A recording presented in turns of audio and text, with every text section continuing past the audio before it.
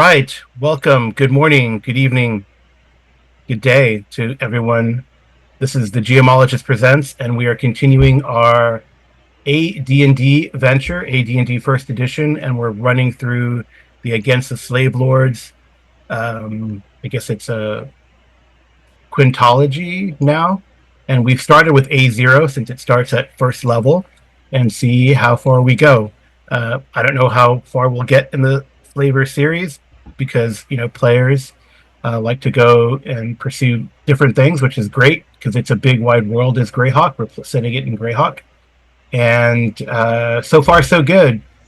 We're 3 sessions in, and I think a lot of people here are in for the long haul. A lot of fans of AD&D here, and some new players to AD&D, which is great. So I will introduce the players, and then they can tell me who they're playing, and then someone will give me a summary, and then we'll jump into the action because we're kind of in the middle of it.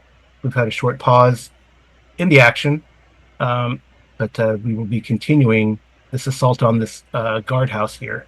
As you can see, I think we're here. Okay, so first I'm going to go from right to left on my screen, and first we have Jacob Greyhawk. Morning, this is Greyhawk, and I'm playing Riordan, the human fighter. Yep. All right, and next we have J-Ro. Yes, I'm Zork, and I'm playing a cleric, half-orc cleric fighter. I'm also, I said, I'm here to help in any way I can. So, all right. Next we have Amy. Hello, I'm playing Arlinda, and she is a magic-using elf fighter. And she has a familiar named Buffo, and he's the cutest toad ever. And next we have Snake. Hey, good morning, everybody. I'm playing Veer, a half-elven fighter who's exceptionally strong. And last but not least, we have Wolsey, who I don't know why you dropped from the Roll20, by the way, Wolsey, somehow. But we have you. Can you hear us? There, he's back. Yay. Wolsey, you there? Was there?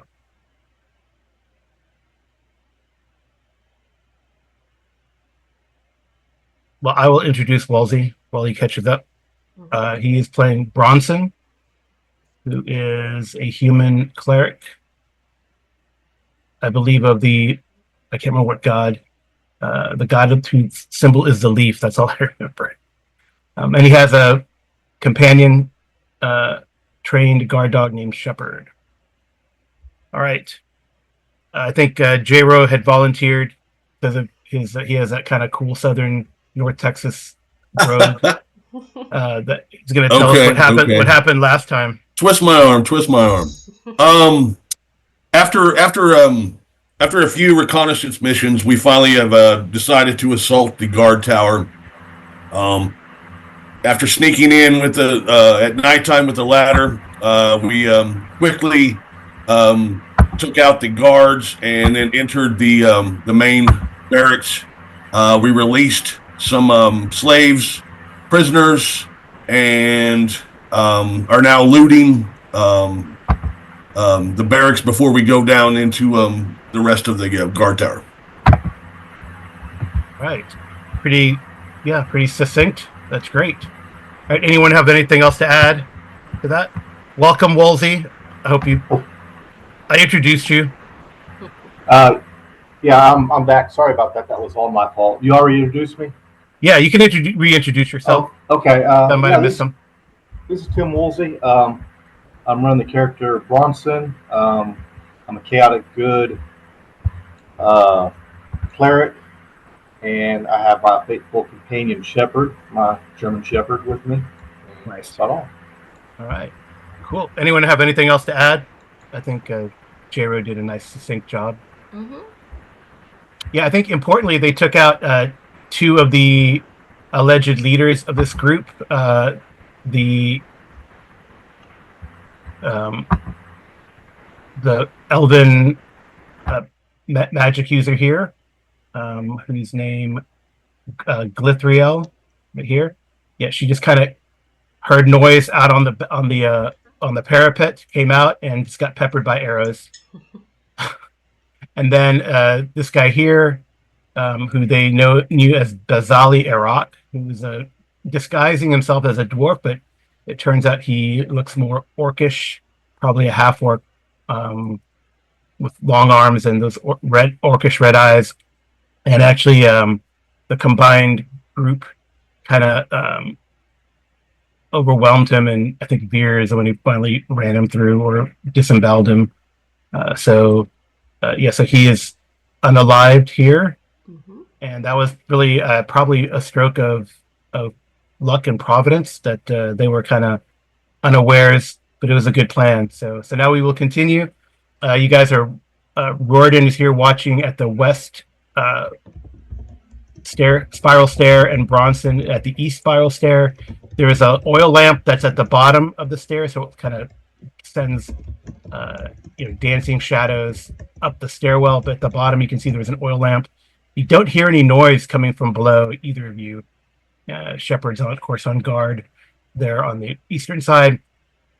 Bronson, you suspect that the eastern spiral stair goes down further, by the way. So it looks like you could kind of peek over and look down, and you see it spirals further than the first level, so that it goes beyond that oil lamp that's down there at the bottom.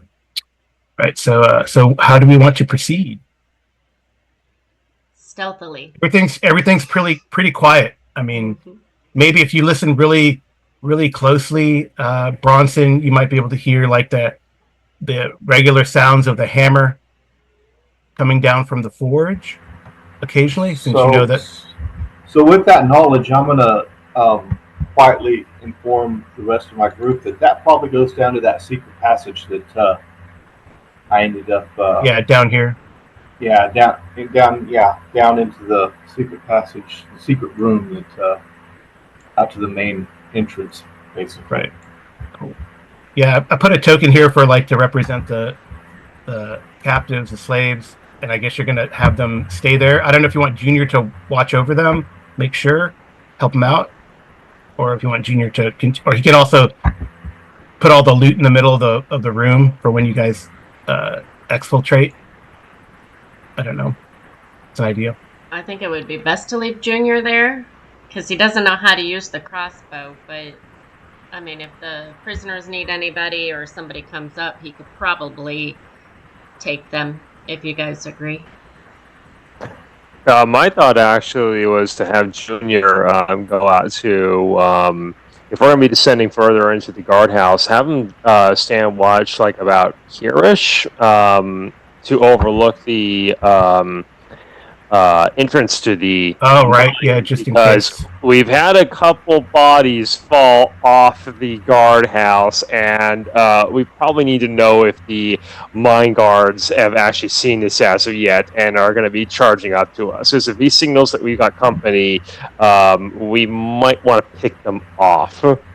Okay, yeah, that's a good point. Yeah, this guy got shot off the parapet here. It doesn't seem like whoever is out there, if you have them go out there and watch, there doesn't seem to be any movement. Like if you have him come out here. Mm-hmm. But he's watching, But he can keep an eye on everything.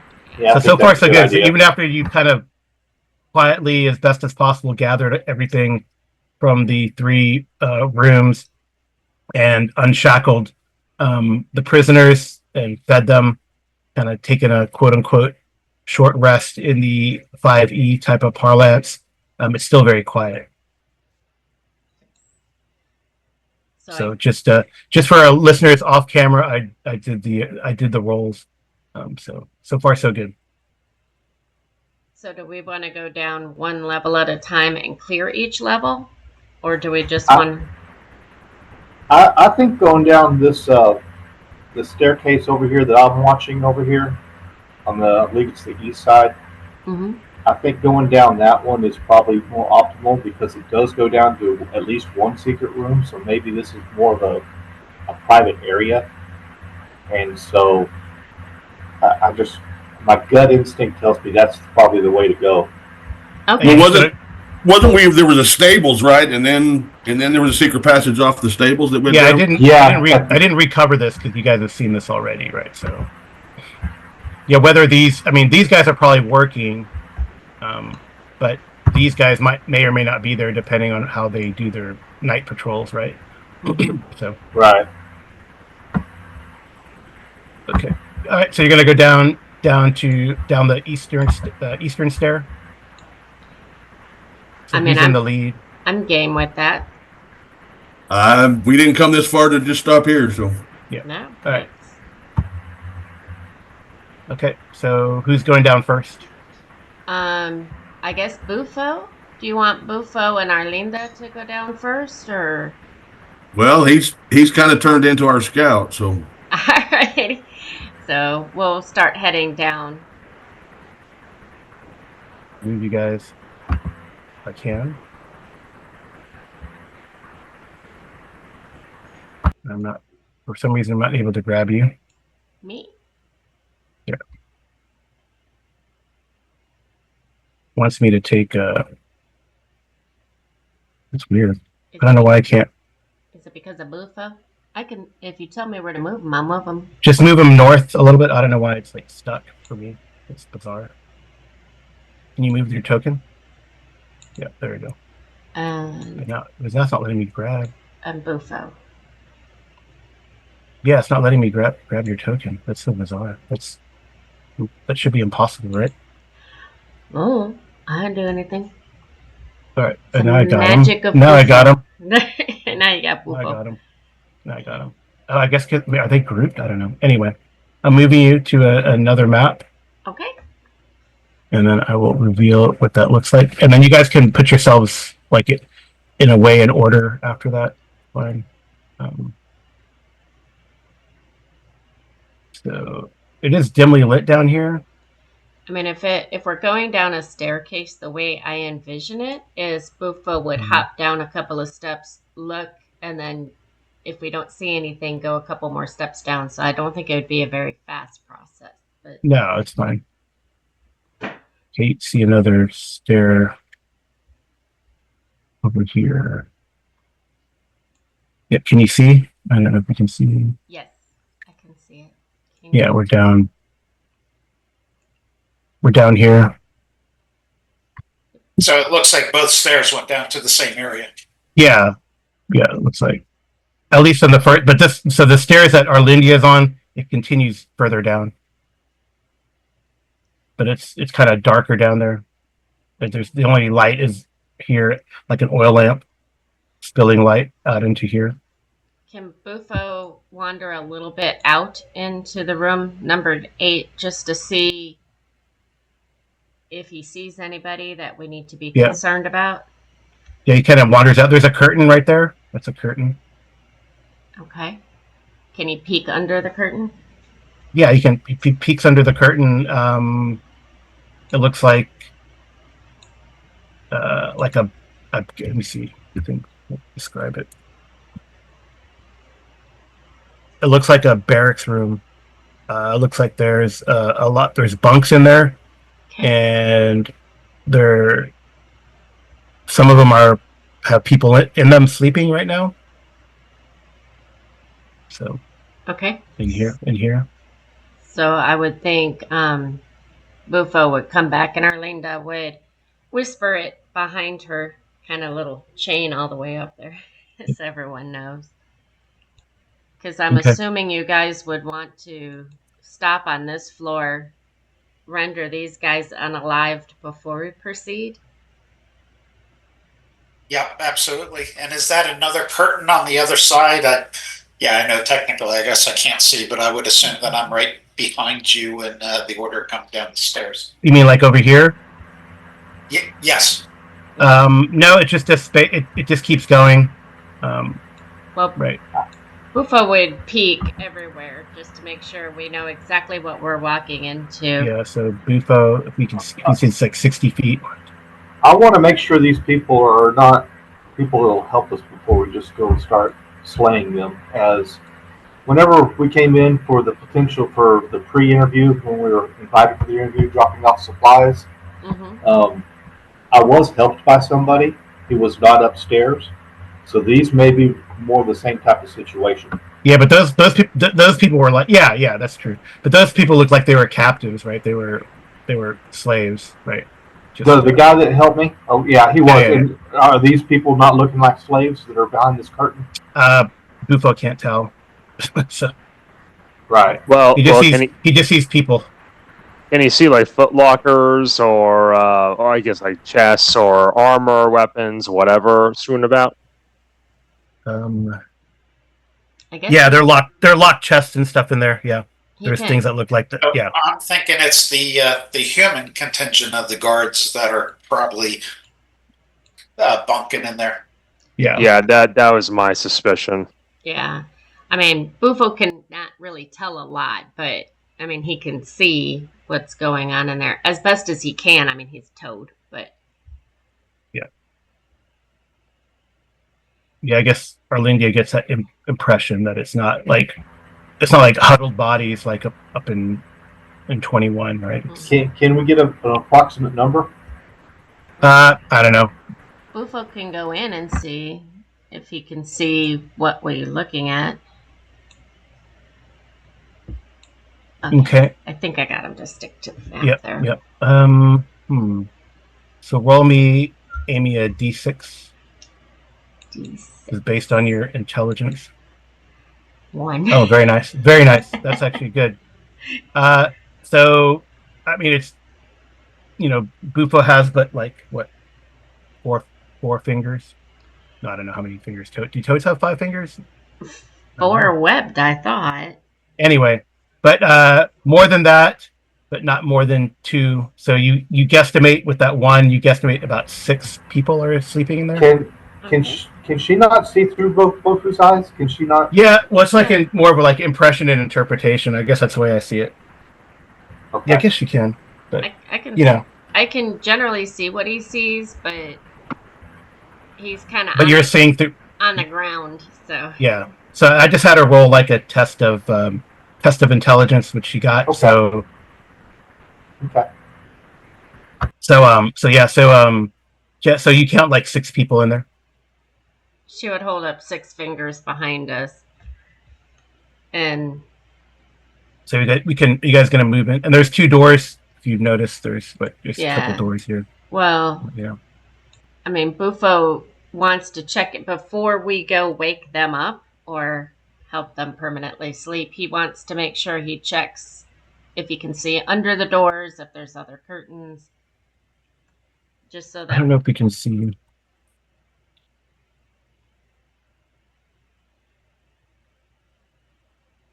I don't think... When I come down, I try to position myself just in front of that curtain to be in a blocking position. Yeah, you guys can move yourselves down there. I moved out of the way.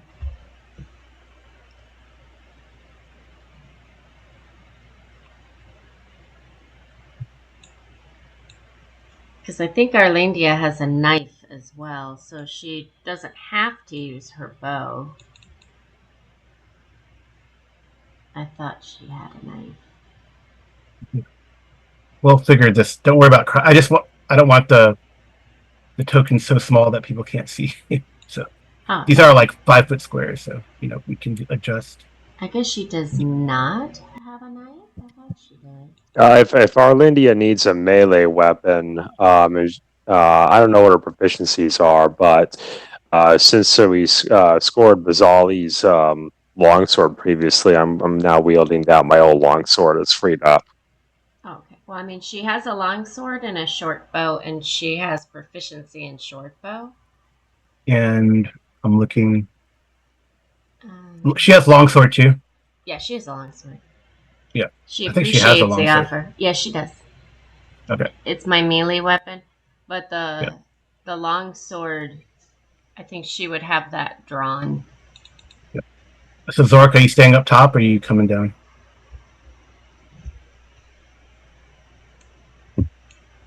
J-Ro is muted.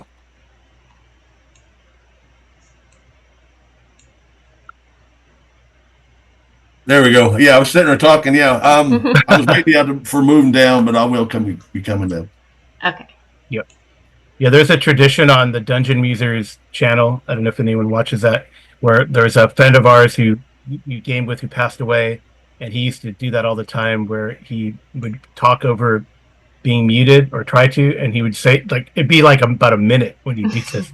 So now we have a tradition that if someone does that, we toast to Mo. So I'll do that here on this channel. Cheers. And I think the last time we played, I think we determined that I could probably wear the plate mail, but I don't think plate mail would be good in stealth mode at the moment. So I didn't put it on. Yeah, you can Correct. You can wear it, but I think it has to be like It has to be you gotta fitted. take it to you have to take it to the smith and refit it, right? But yeah, you could definitely do that. Unfortunately, if it were magical plate mail in the fiction or the tradition of AD&D, it would like shrink to fit or adjust to fit. But since it's not, you're gonna have to take it to a smith, I think. But you know a smith in town in Darkshelf, so Yes. Okay. Would this be an appropriate time for Arlinda to detect secret doors to see if we see everything? Yeah, you can roll. I think it's a D6. She's not good in at this it, area but here. she'll try. Yeah. Oh. What? Just roll a D6. Okay. So not off the sheet. A 6. So you don't know. Yeah, you don't know. Veer, do you want to try? Yeah, I'll give it a try. Yeah, like in room 8, right? That's what you're looking. Yeah. Because. Yeah, you're pretty convinced there aren't any. Okay. Veer. I guess Rorden, you can also give me a. I'll just use that. So I guess if you guys go around, you could hear. You guys can hear someone like snoring behind this place here. Okay. Or I guess that's like a screen, like one of those screens. Yeah, can Bufo check it out? I mean, I think I have to move a little closer too, but yeah. He's not in that room. Oh. Well, he can sneak under or sneak past. I mean, there's like gaps, right? Yes. All right. Okay. All right. Anyone before we resolve that? Is anyone doing anything else? So these guys in here look like they're asleep, and Bufo didn't interrupt them. The hopping toad around there, they're still asleep as you guys move down. Anyone doing it? Is that where everyone is at? Anyone doing anything else?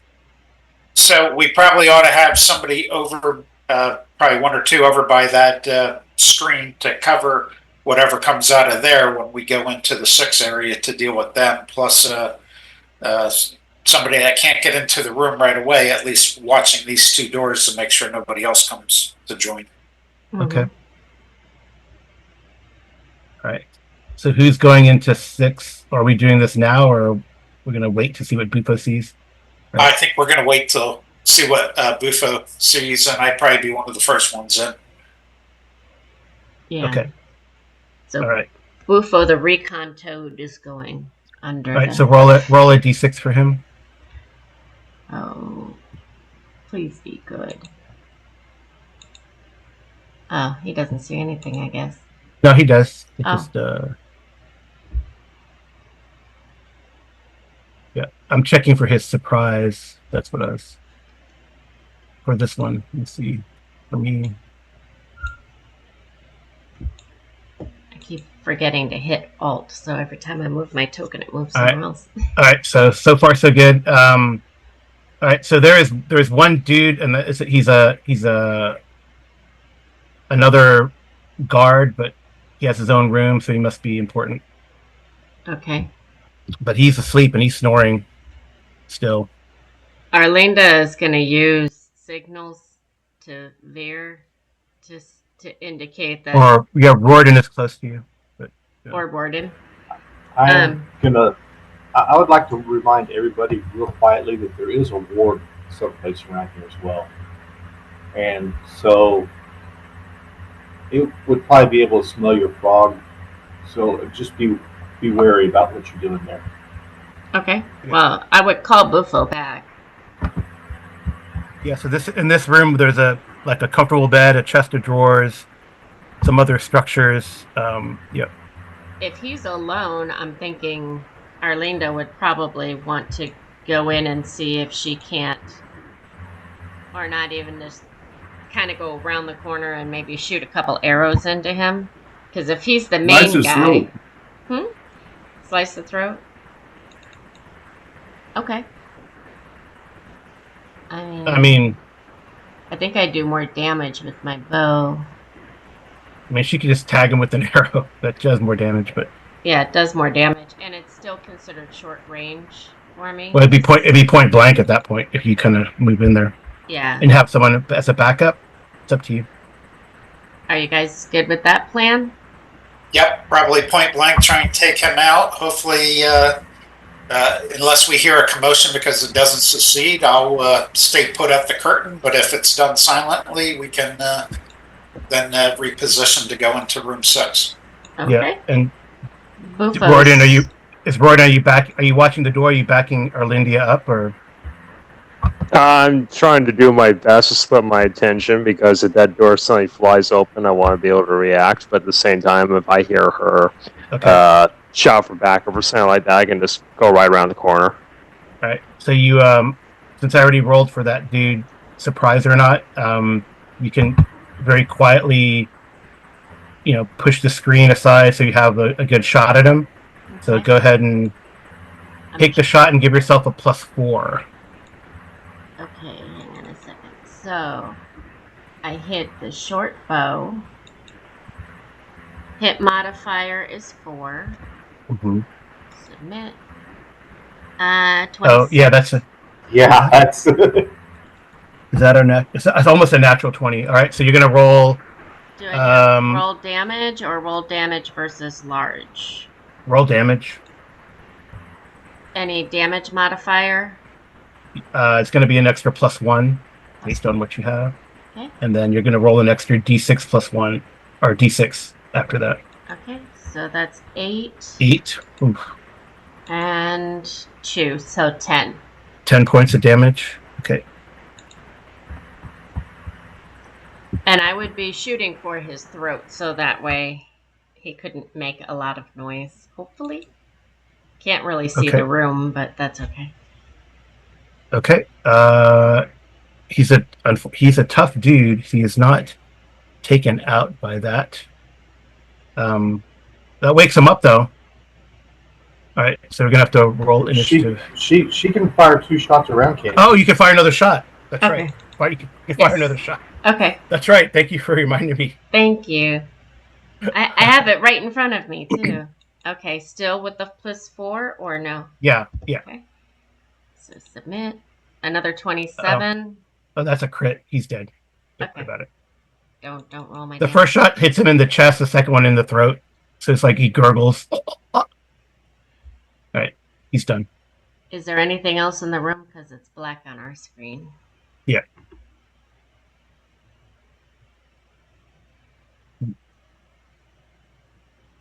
I'm trying to. I don't know why I'm having. That's okay. I'm having mouse issues today. It's always a technical thing. Yep. So in that room, it's an L shape. Has a narrow windows. I'm trying to move out of the room so our viewers can see it. Oh, so this northern part of the room also has like racks. A rack hung with suits of chainmail, helmets, shields, swords, bows, and quivers of arrows in the room where Arlindia is. And then in the southern screened area, this guy had a comfortable bed, a chest of drawers, writing table with a chair and an armchair. There was a brazier with a little bit of charcoal still burning in it. There's a chest of drawers as well that has mundane items and, well, if you look through it, but I don't know if you want to have time to look through it. Not yet. Is this Yeah. is this a door over here or a window? No, it's a window. Looks Okay. out to the patio there. If I peek out the window, do I see anyone on the patio? Oh, it's not the patio. It's like it looks into the ditch. Oh, okay. Well, no big deal. Well, I think, or is it over the ditch? I don't know. I can't really tell. Then Bufo and I will rejoin the group over here, and I'll quietly tell them unalived. And all right, so who wants to go first into room 6? I'll lead into room 6, but we need at least 1 or 2 people to stay behind to make sure nothing comes through these doors at us once everything breaks loose in the other room. Right. No problem. I will stay back with Shepard with me. Okay. Okay. Give me a second. Then, whoops. I'm not going to continue to move her. She's wherever you want her to be in room 6 to make her arrow shots. And she'll cover Zorik if he's going in and Veer. Okay. Because I'm assuming this is happening simultaneously with when she was in room 10. Not really. I think they waited. We wanted to wait. Yeah, we didn't want to have two Two battles assaults going on. Okay. Then Right, there you go. This is better. Okay. she's got you covered then. All right. That's kind of what the room looks like. So you can move in there. Assume there's various bunks in there. So you could stand over. You guys can either. I'm sorry. Since I'm standing guard, I'm going to grab or stand real close to one of those oil lanterns, mainly by one of the staircases. If I hear noise coming up a staircase, I'm going to be prepared to throw an oil lamp down to where it causes a fire there. Okay.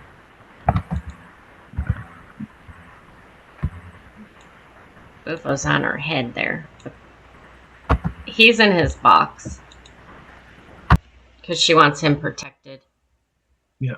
I'm going to check. And I'm assuming Veer has 2 bunks, Zorik 2 bunks, and she'll take 2 bunks. Yeah, I got to check. What am I looking for? Oh, yeah. It's interesting how they numbered things in this adventure. Okay.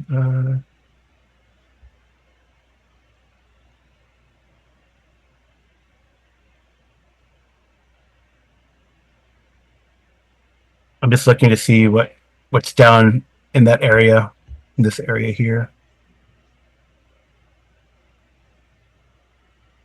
Right now, because you guys did kind of like the non-traditional.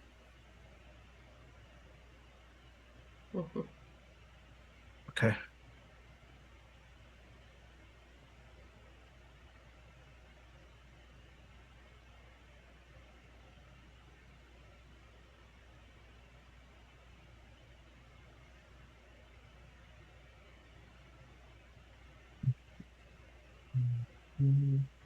Okay, well, I'm going to prepare to put a couple arrows into one of these guys.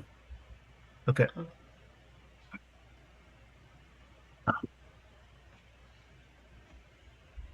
I definitely think you guys should go before me because I already had action over here. All right, so I'm going to roll for them. Do my secret GM roll. And they fall down the steps? No. All right. So.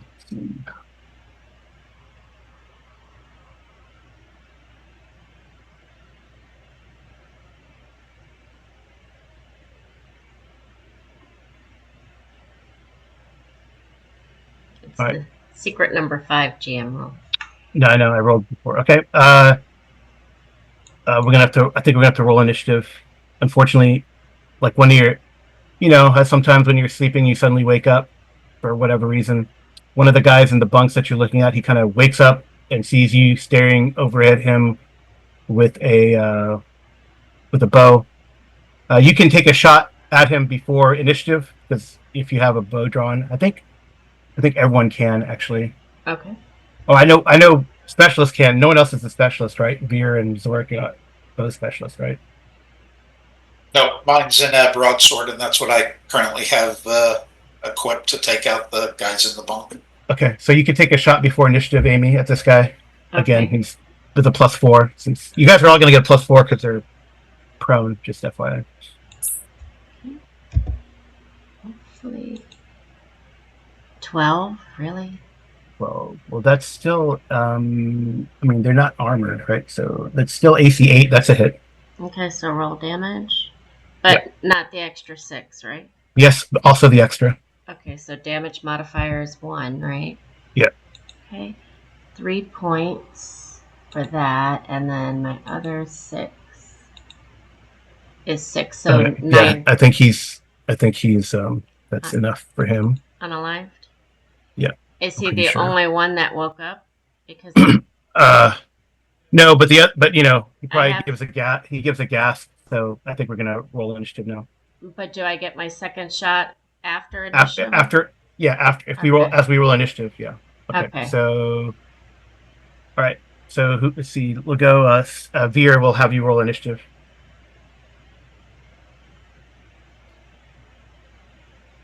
Nice. All right, you guys go. Okay. So you can take your other shot at the guy in the top bunk or bottom bunk, however you imagine it, and then Veer and Zork can go. Well, the one that was waking up, was he on the top or the bottom? It's up to you. I'm assuming that he was on the top, so she'll shoot the guy on the shoot the guy on the bottom. Yeah. Still a +4. Right. Okay. Please be good. 23. That's a hit. That's a hit. Plus the extra 6. Yeah, it's still point blank, so. Okay, so. Oh, roll damage and then the extra 6. Yeah. 4 and. Yep, he's done. 4, 8. All right. All right. Whoever wants to go between Veer and Zork. I'll go ahead. Okay. And you said it was. You get a +4 modifier since they're lying down. And they're unarmored, right? So. Mm-hmm.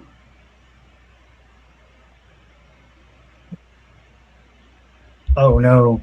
No. Is that a 1? All right.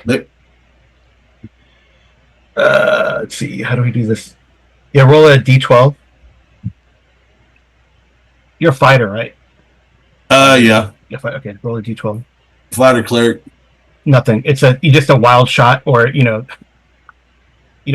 pull the string back, so you get your second shot. It's fine. Top or bottom, I guess. Maybe it matters. I don't know. Bottom. Okay. That's a hit. Yay. Is there a way I can take that? Take that what? Oh, I just take all the numbers that are away on the bottom, but yeah, there's a way to do it. Okay, we'll figure that out. And then damage is an extra +1. Not for you. You just do d6. I think. Well, I know I don't get the point blank the specialist, but They're prone. then so I don't have a damage modifier. Yeah, +1 is fine. Oh, okay. Well, I didn't So put the 5. +1 in there. That's fine. He's done, or he's bleeding out. You shot him in the right under the sternum, and he's gonna. Yeah. Okay. Veer.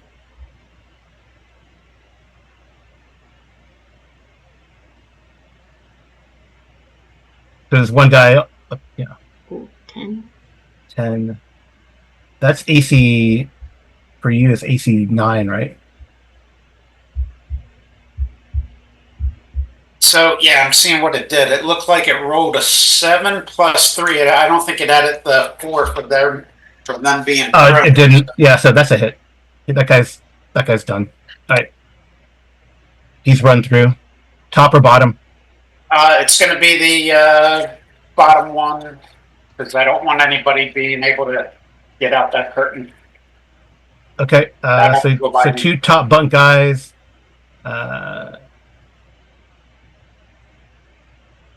See, they're gonna sit up. Well, they're gonna like. I guess I'm trying to how to see it work.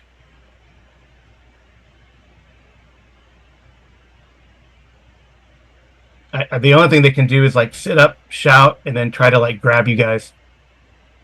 Right. So I'll just roll to see if that happens. And there's what, 2 alive? We took out Yeah. 4, is that right? Yeah. Mhm. Yeah. So Veer, they are.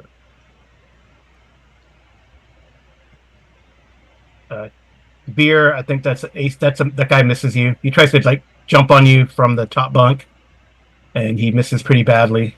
The other guy tries to do the same thing, Zorik, like jump on you, and he hits AC 7. Oh, yeah, I think I'm a 5 at the moment. No, I'm a 6 because I got the bow out. All right. So he bounces off of you, but doesn't get any purchase. Right. Okay. Okay. So it's a new round. They're shouting. Shepard, you can hear them shouting. Well, they're probably saying, they're talking, Sergeant, Sergeant. But, Sergeant's already dead. The Sergeant's already dead. Anything from down below? I will have to check that this next round. Okay. Royden, are you going to do anything? Not yet. I think I'm going to keep on backing up the rear alongside. Yeah. So there's no light coming from under the door, just FYI. And there's some light coming from under here, but no light from under here. Just to let you guys know. Okay. All right. I mean, you suspect this probably leads to the front this way, right? Mhm. Okay. All right. So now we'll have Amy. You get to roll A D6. initiative. So roll a d6. Yeah. Oh, please be good. 1. No. So they go. So Veer, that guy's going to try to like stumble past you. So you get a attack of opportunity. Yay. Right, let's see. I guess. Do we need a visual? I don't know if we need a visual. Mm-mm. So a 15 on him. Oh yeah, he gets cut down. And the other one? The other guy. Did Zorik also get an attack of opportunity? No, he's going to try to. He's going to try to wrestle. Because Zorik has a bow, so he's going to try to wrestle the bow out of his hand or something. So he's going to try to like attack you. Right. I'm not going to do the full grappling rules. I'm just going to see if he hits you to begin with, and then we'll figure it out. All right. So he does. He kind of grabs you, Zorik. Okay. And yeah. Okay. So you're like he's like grabbed you and pressed like the bow to you. Well, he jumps out, and I kind of realize that, yeah, we're in close quarters, that probably the bow's not going to be effective anymore. Yeah. So I'm basically just going to like let him take the bow and probably go for my sword. Okay. Oh, why do we do that? Yeah, give me like a roll. Probably D6 is probably the best way to do that. To see if Roll a 6 on him? Yeah, see if that maneuver works. Yeah, no problem. Well, what's your dex? 13. Okay. I guess you're able. So you wrestle with him for a little bit, and you let go, and then you draw your longsword. So he's holding the bow without any arrows, and you have your longsword out. Okay, but I think maybe it takes too long that you're not able to get a good whack. Right. I figured I would swing the next. I'd be able to swing the next finish. Yeah, but that's it for them. Let me roll before Veer and Arlindia take their turn. We will see if there's any response. Please, no response.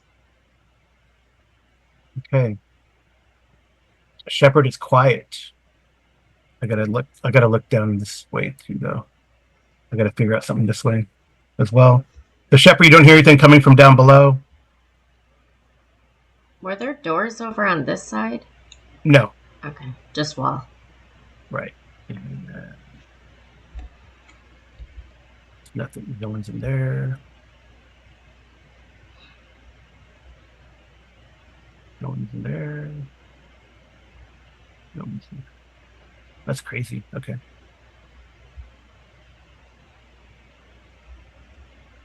This place is like not as filled as you would think. Well, I guess maybe because you guys took out where a lot of, well, maybe there's more down below, but okay.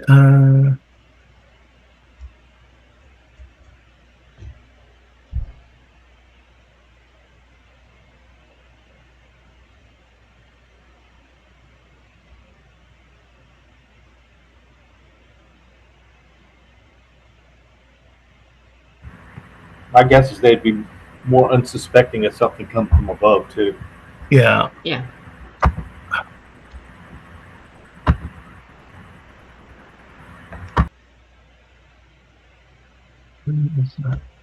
And we've been pretty quiet, so. Yeah, I'm missing. All right, let's see. It responds anyway. Okay. Would Arlindia have time to pull her arrows out of the unalived? Yeah, I mean, rounds are like a minute. So you can pull one, like we usually do like 50-50, so you can pull one out. Okay. And the other one will probably like is stuck deep in him. I mean, I can grab more arrows from over here too to make sure. Yeah, you can always replenish. Yeah, before we start heading down. Or in, one or the other. Yeah, sorry, I lost track of somebody here. Okay. Oh, okay. Where is that? I can't help you, but if you want to tell us, we'll be more than happy.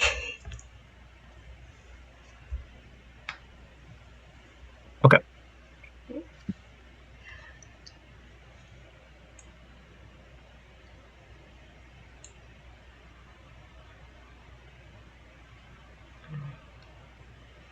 Is this also a window? There's windows on here? Yeah, those are like arrow slits and stuff.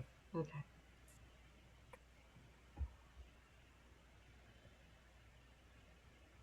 Just making sure that nothing can jump at us, so. Right. Yeah. All right. Did you get everyone? Yep. Okay. So is it our turn now? Yes. Go ahead. Okay. Veer, you're closest. Do you want to run them through? Yeah, I'll move over by Zurich and try and knock out that the guy on him. Knock out or just take care of them? Well, take care of Knock out as in kill him. Oh, okay. But it looks like I missed him. Me. Yeah, 8 is probably AC 12 for you. Yes, a miss, unfortunately. Okay, so Arlinda can shoot. Yeah, just you're shooting. Remember, you're shooting. Or is it Zorik's turn and he can just run them in? Well, I'm pulling a weapon this round, so yeah. So you can shoot, but there's a chance that you might hit one of your buddies. That's the way it works that's the way it works. in this game. So But you could draw your longsword and try to go up and attack him. Okay, I'll try. So I draw this time, and I don't get to. No, you can draw a move on attack. Zorik is just delayed because he was like in a tuffle with the guy. Okay. So, any hit modifier? Um, Because I have a 1 where it says to hit. That's fine. Okay. So I think if you guys are ganging up, and I'll give you an extra +1. So 2. Yeah. Okay. 20. That's a hit. Okay, so roll damage. Yep. I have to see if I add anything to this. Damage type S, number of attacks. 1 damage adjustment 0. So I don't think I get anything. No. 6. Yep, he's done. Okay. All right, I'll put my short sword away and bow back longsword. out. No. Well, Okay. longsword, whatever it is. Put Yep, it away. they're all taken care of. It's a bloody mess in here. All You right. pull out. Guys can pull out daggers and quickly silence them. Their death throws.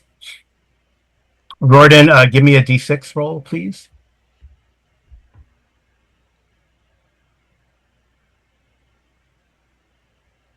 Okay.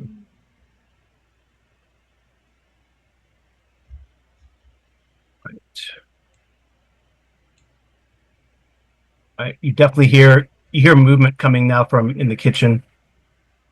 This is the and kitchen? You see This is the yeah. kitchen?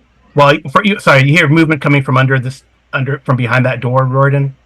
And you see like a light, like the flickering light coming from underneath. It was dark before, but like there's a torch now.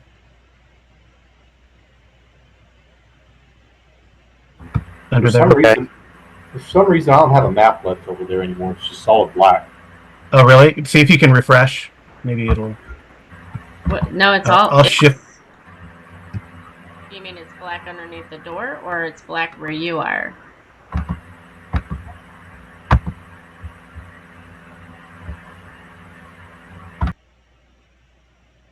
Yeah, sometimes that happens. So,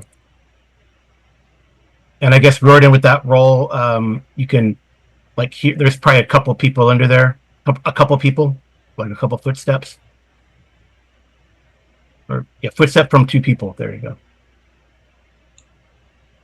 All right, I make a hand signal to Bronson to alert him of that. I am not going to throw that door open, though.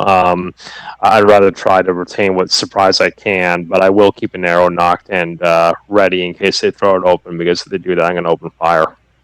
Okay.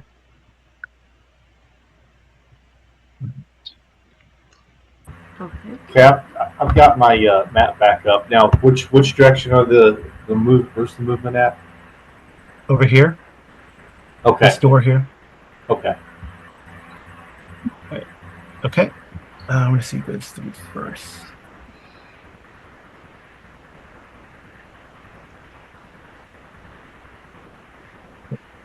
I'll send Shepard over that way quietly. Okay. He won't go there. Okay.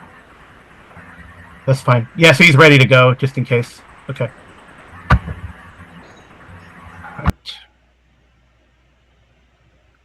All right. Go down.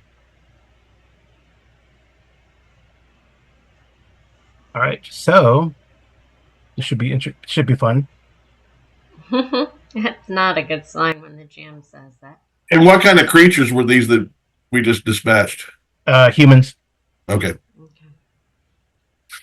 All right. So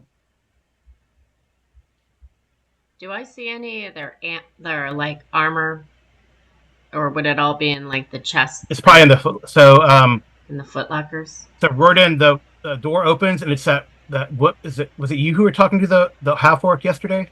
Yeah, it was. It's her, and she has like a scimitar out, and she like looks at you. She's definitely surprised. So if you want to take a shot, I mean, she's shocked, right? Because she's like, "What the?" Was not expecting you, right? Yep. Well, early for your interview. There's the break. So, short range and point blank. Yeah. So that'd be an extra three to hit situationally. +1 short range, +1, +2 for point blank. Well, the point blank gives you an extra +1, so it's +2 total. Oh, okay. Then just 2. All right. Yeah, just do +1. Oh. That's definitely a miss. Maybe you were surprised too. Or you're distracted because she's not in armor or anything. Just got up from sleeping. Okay. Would Shepard get to attack? Yeah, she's surprised, so Shepard can run up there and attack. But I guess you get your other shot too, Gordon. Yeah, I was gonna say, is this are we counting this as a surprise round? Can I take another shot? All right. Yeah. So let him take his other shot, and then Shepard can run in if he misses.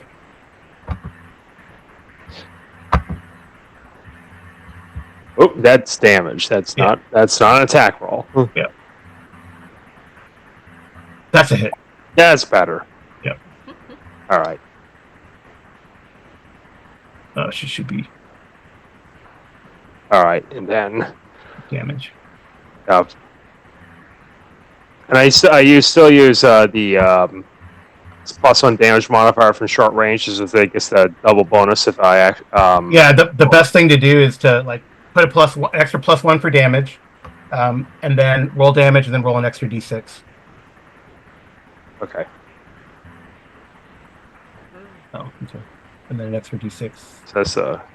All right. And that's just an extra d6. Yeah, so 11. Oh, yeah. So yeah, she's goes down. Oh. I don't think you're getting the job. Yep. If you killed the interviewee. All right. Kill my boss? Dare I live the American dream? All right. So Rodan, you can see there's another a woman who looks probably like a sister to this Erzgrod, and she has like a meat cleaver. She's an even more brutal-looking half-orc than Erzgrod. So yeah, so she has a cleaver, like a cleaver in her hand. I don't know if you want to. I don't know if Shepard would see that. It's probably. It's up to you, Bronson, if you want Shepard to move to the door and worry that downed half-orc woman or not. So Bronson, what do you want? Do you want Shepard to do something or no during that surprise round? Did he disappear again?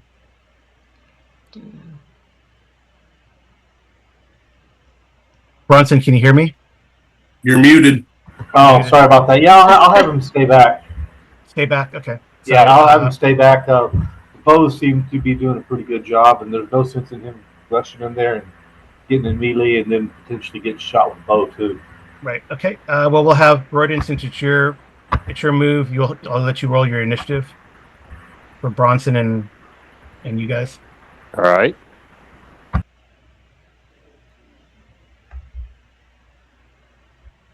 The D6. Oh wow. Right. Yep. Go for it. Okay.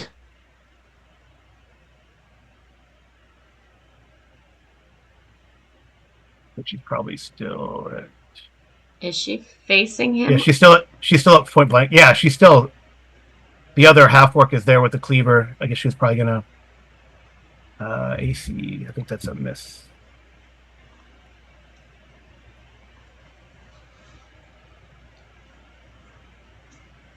That'd be like that'd be an AC.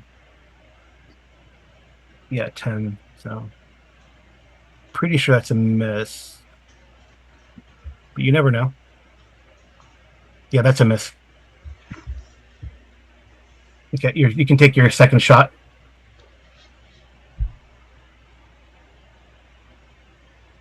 That's a hit. Yay. She's still in point blank.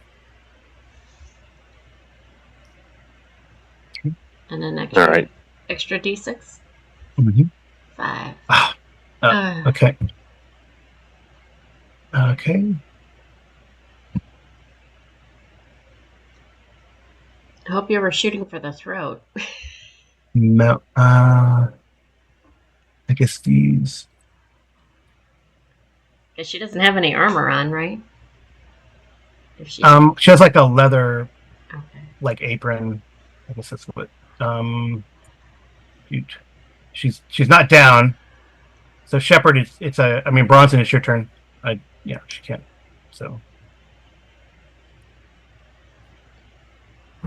Can Shepard get all the way in there? What's the move for Shepard? 12. Yeah, he can easily. he's only like 40 feet away, so Shepard can move pretty well. Okay, I'll send him in there and he can attack them. Okay. And then you can also move to Bronson to follow up if you wanted to. I'm going to stay and watch at the stairs, really. Make sure there's nothing coming up the stairs. Okay. So I move Shepard, kind of runs around the table. And that woman is reeling from the shot, to her gut. Go, Shepard.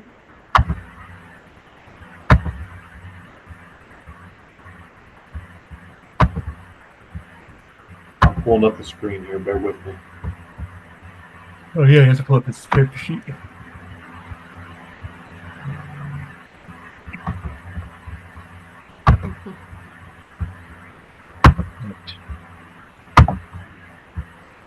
That's a miss. Oh. Okay. I guess Is it she's still going. it's not a surprise thing for her, right? No. So she's gonna attack Shepard. No. Don't hit the doggy. That's a miss. Okay, good. It's a new round. Bronson, if you could roll initiative, please. So you guys can. I don't know if the other guys in there, you could act this round too if you wanted to. Now that you probably hear some action, some cries of pain, not from your guys. How close can I get? Well, you guys will have to move. You guys can move whatever your movement is. So each of these is a 5-foot square, so you can move that number of squares, right? I'm looking for mine. On your, I think it's 9 for you. 9 heavy. heavy. Yeah, or is it 9 or 6 for the scale? I can't remember. We'll have to. It says right. It says on here 9 heavy, 6 very heavy. Right. So I got a 1 also. So I think you guys you're gonna go first. Yeah. Okay. She doesn't have a dex bonus. The dog's faster, so you can have the dog go. Okay. I don't know, Roden. I don't know if you want to shoot in the melee, risk hitting the dog. No, I'd rather not do that. Are those tables blocking me such that I can't charge or see him move normally? I mean, you can run on you can run and jump on the tables. This is D&D. You should be like, you know what I mean. Okay. It's fine. You can you run and jump across them. It's fine. All right, awesome. I'm gonna put on my best swashbuckling impression. Then I'm gonna charge her. All right, that's a hit though. Shepard hit though. So. Oh, great. For 5. 5. All right. Well, Shepard takes her down by the time you get over there. You can pulls her down. You can attack anyway, but it looked really cool. It looked really cool, but it looked really cool. I'm standing triumphantly on a table, and the dog's got her by the throat. Yeah. Well, you did. I mean, she did damage her before, so you know. True. Okay. Right. So Shepard takes her down, and you guys can see into.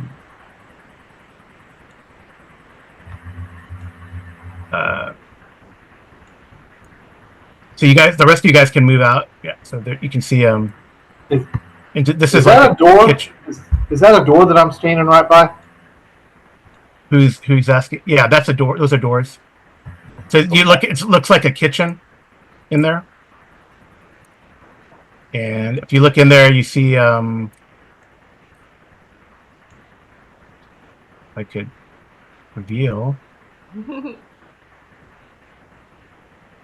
Right, there's also a door to the right. Right, you can see, or to your left, to y'all's left. There's no noise coming from that behind that door there. From me, right next to where I'm at. No, so in fact, from here, it's like it's very quiet. I'm gonna go ahead and open that door. Okay. Which door are you opening? The one in front of you? Yeah. Yeah. Okay. Okay. That's what that reveals. This is like a hallway that goes down. We want to take the time to search these the guard rooms. I just want to eliminate the people, I think. Yeah, I think clear out the level and then we'll search everything. Yeah. I agree with that. And I'll quietly close that door and follow suit with everybody else. okay, so in this room here, there are like 4 people. Gordon, you can see there's like 4 people like peeking out, like humans, and they look very bedraggled. From what room? The kitchen? Yeah. Here? From the kitchen. I just put, oh, oops. Big people. Giant people. No. Yeah, so they're like that bedraggled looking, slave type. And they like look out. One of them moves up, grabs the cleaver out of this woman's hand and starts hacking into it. And the others go over there and start kicking. There's like 4 of them. Do we want to ask them to be quiet and tell them to stay? Yeah. I'd probably try and make some gestures, whisper to them, like keep it down, and and tell them there's still guys in here. Yeah. Okay. So in here, so you can take another rest as there's no one else like in this hallway area. Oh man, what is going on with my house today? Right. So Eventually, I'm going to be up there with them eventually. Do I recognize any of them as being the person that helped me before? No. Okay. I'm going to ask them if anybody heard about one of the slaves helping somebody. Yeah, they tell you that one of their fellow slaves who works with this with Zod, they point to the torn up Zodsnog. So they point to this sister, and they say the slaves that work with Erzgrad are down below. They work in the stables.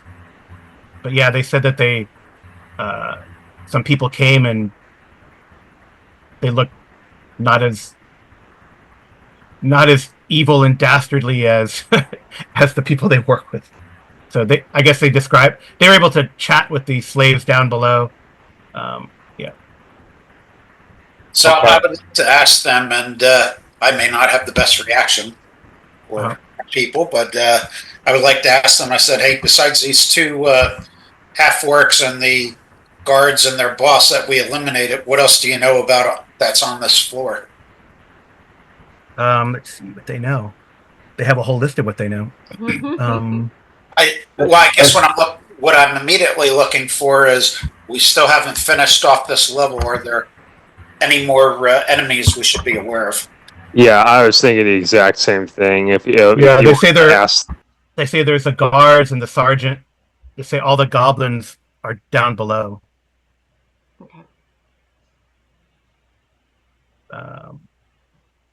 Yeah. That's the main thing that I want to know, to get an idea of if there's any more enemies you got to worry about here. Well, they tell you the rest of the other slaves are up top, and then there's taskmasters up top. But you guys, they don't know what they look like. Big, powerful, brutal goblins. Those were the bugbears you guys took out. Yeah, we're going to tell them that the upstairs has been eliminated, and we have a buddy up there, Junior, who was working on helping the people up there, and we will get them all to safety. And after we're done talking to them, that we want them to go upstairs to Junior and wait for us to make the way clear.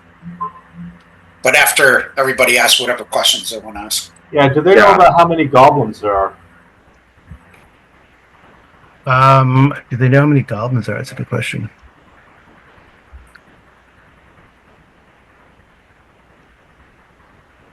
Oh, they know that there are goblins at work. There are goblins below. There is a large, brutal goblin that works below. They have big wolves also. Right. How many of those are there? The big wolves. Are there 2? Let's see. I'm trying to look at.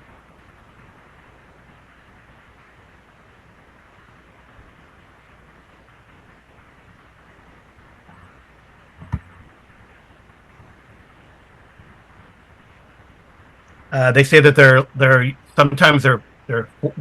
4 total, but 2 usually go out on patrol at night, as far as what they know. Do they know anything of all? Do they know what's going on inside the mines at all? Yes, they tell you that they're. Oh yeah, they tell you about that.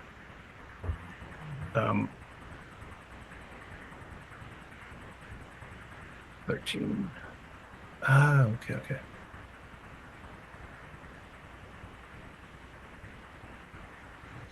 Huh, that's interesting. Okay.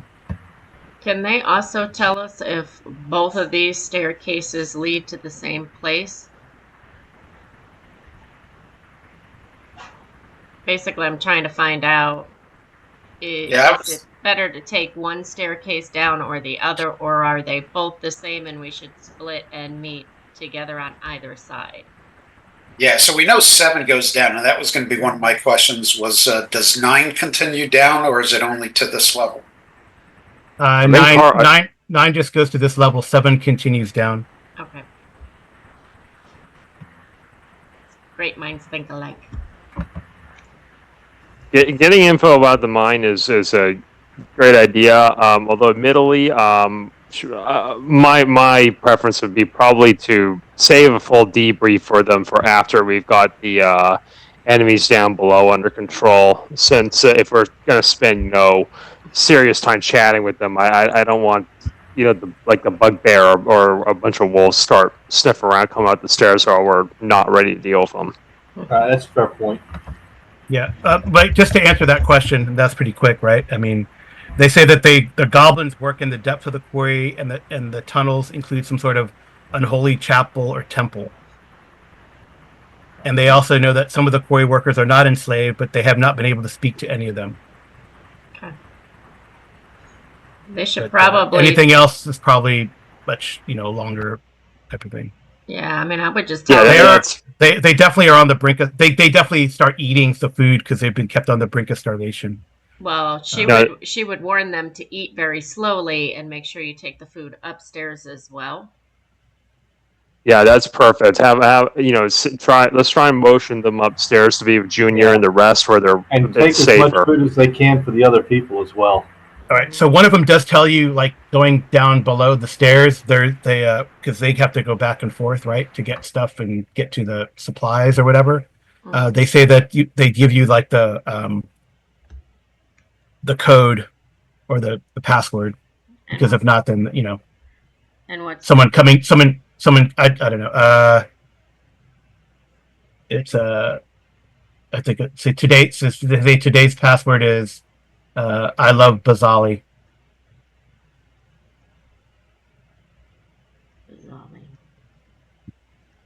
What if I don't love Bazali? Well, okay. Hopefully you say it convincingly, because if not, they will stick one of their big dogs on you. Yes. We like dogs. All right. So I think Arlindia would go in this room, grab some more arrows to replenish what she can't pull out quickly, and head for the steps on 7 with Bufo. Yeah.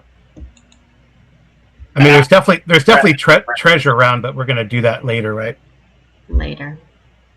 Is that correct? Because we know on the first floor there's at least that big bugbear that's the armorer, and we know there's some of the goblins in there helping. Oh, they also tell you about this shaft goes down to the well. Okay. So it goes down to this thing here. Is it is it big enough to get people in? Let's see. How big is that shaft? That's a good question. And yes, you were correct about waiting on the loot. It's not going anywhere. But if you're going in there to grab arrows, I would ask you to grab me 4. Absolutely. Yeah, there's plenty of arrows, like in 10, right? Yeah. Just racks of arrows, chainmail. Okay, I'll grab some also. So it looks like it is. There's like a basically that's how they get the water, right? So it's a windlass with a rope and chain, and it lowers a bucket into the pool. And yes, someone like Arlindia could go for sure. Who else is small? No one else is small, right? Ish. Well, I understand that's where they get the water, but why would be the significance of them telling us about it? Because there's a ladder that goes out to here. Okay, so that's like an exit out of here. Yeah. Well, so like, right. If you go down into the shaft, there's a Bufo saw that this is this ladder, and this is like a back door over here. So basically, we could get in here easier. Well, it's like you could attack these guys from two directions, right? Right. So that way we could the slaves could use that as an exit. Not really. Yeah. Okay. Yeah, well, yeah, I would just lead you back down into the depths of this place. I mean, we Right. kind of established that, down to 26, the well, the toad could fit into the cracks in the wall, sort of, but you Yeah. really to get from the outside back into the ditch, but you're not getting a human-sized person through there. It looks like Okay. the only ways down are the stairs at 7. And the entrances to the outside that we saw before at 23. Yeah. So, do you guys? I mean, Arlindia would love to take the bucket down and be ready with her arrows here, because this is where the forage is, where the Yeah. big So I would say bugbear- we need to finish clearing this level. So maybe after we clear it and assess what the rest of this place is, that might be the plan, is to have you go down there before we make our grand entrance. Yes. I think that he said that this level is clear. Yeah. Did you not say that, Carl? Yeah, they don't. The sergeant and something still here. The sergeant. They described the sergeant. And you killed him already. Yeah, he was over here. Yeah. Well, let's just double check the rest of the rooms in this Yeah, level to fine. be sure. And So all of this is like So, I'll just, if I can clear it, if I can open. is I'll it just empty? pretty much. This is like the day. This is all like the day stuff. These are guest rooms. Three are posh guest rooms. 4 are other dormitory rooms. 5 is a conference room. And they're all empty right now. okay, so this is the front of the business. That's like the front of the business, pretty much. So Yeah. All right. As you look in there, there's some nice carpet and tapestries in the guest rooms. So It'd be worth a bit. yeah, they'd be worth a bit. so this But actually, so like the slaves could all leave through there. If you really wanted to get them through the front entrance, they could get down there, no problem. Not yet. Not yet. Not yet. Yeah, I don't want them trying to get back to town on their own and getting eaten by that giant spider. So let's not send them. Or away the if they don't get goblin. protection. Or a goblin patrol, right? Yeah. Yeah. Or the dogs. It's not safe. It's better if they rest up and. Yeah, we go as a group. So, all right, if we've cleared this level, then I guess the question is, how do we take the next one? The fact that we got multiple points of entry opens up some interesting considerations, because if we don't want to charge down to the Goblin War, and it occurred to me that we could set up a good ambush from the outside here. Have like Junior or Slay throw the doors open and fire a ton of arrows down range to probably pick off anybody in the forge. Well, the forge Yeah, is right down by here. the door here. So is Junior small enough to go in the bucket and be with Arlindia, and we take from here because he's got the crossbow? Yeah, I mean, you could risk having him do that. That's fine. Do He we, could do. He's small enough. I think taking stairway 7 down to room 6, I think it is. or, Is it 6 down below? No, it goes down to here. Okay, yeah, down to 28. Because I know that there are probably people sleeping down to 28. There were before anyway, and that is a secret entrance. Yeah, this is So secret there were some. We could take out one patrol in there. I think it would be unsuspecting while they're asleep, okay. rather than having people wake up and come outside. They were sleeping during the daytime. They might be awake now. I'm not disagreeing with you. I'm just noting that I think this might be. If the goblins are nocturnal, they might be awake right now. Well, Yeah, they probably have. they have at least a ward down there. So what I was kind of thinking was maybe we ought to exit out this front door, come around. Might have, hold on, dog. Might have to do a patrol and come in through the front doors 23, while Erlinda comes in through 26 when she hears us in the other room. Try and clear out this, and that secret door is just a small thing. Only one's going to get through at a time, so we can block that off pretty easily. Yeah, that's exactly what I was thinking. Because if we had if we had like readied arrows and the like, and we have maybe a slaves or junior throw the doors open at 23 while we're out on the outside firing inwards, I would kind of hope that most of them are going to come charging at us, and that puts our Linda right behind them to set up for constant enfilade fire. She'll be shooting to the rear, so that will let us maximize. That'll let us maximize the amount of damage we're able to put out there. We won't be going down single file, pretty much into the lion's den by marching down the stairs into 28, where we know that there's a warg or I guess at least a large wolf. Yeah. Okay. Yeah, that's pretty easy. So let's maybe And is there, to add to that plan, is there a way that we could maybe bar this door so they can't get into us? Or is there some oil? Is there any oil like in the storage room 13 or 14? there's some oil lamps in here that are full and unused in here. I will grab one flask of oil and one oil lamp, both. I'll light the oil lamp and take an extra flask with me. Okay. Yeah, this is like 13 and 14 are food and storage. So Do you want Arlindia to take oil with her? So, because we know the forge is here and there's a fire. Might as well. So she could throw it, maybe make it even bigger. Might as well. Yeah, I took a bunch of oil with me and a lantern from when we left Benjamin's shop, but it cannot hurt to have more of these. Ersatz incendiaries are going to be really useful, I think. yeah. Okay. Well, I'm thinking whenever we do this, I may throw some. Whenever that door gets blown open, I may try to ping over here. Over here, you mean? Yeah.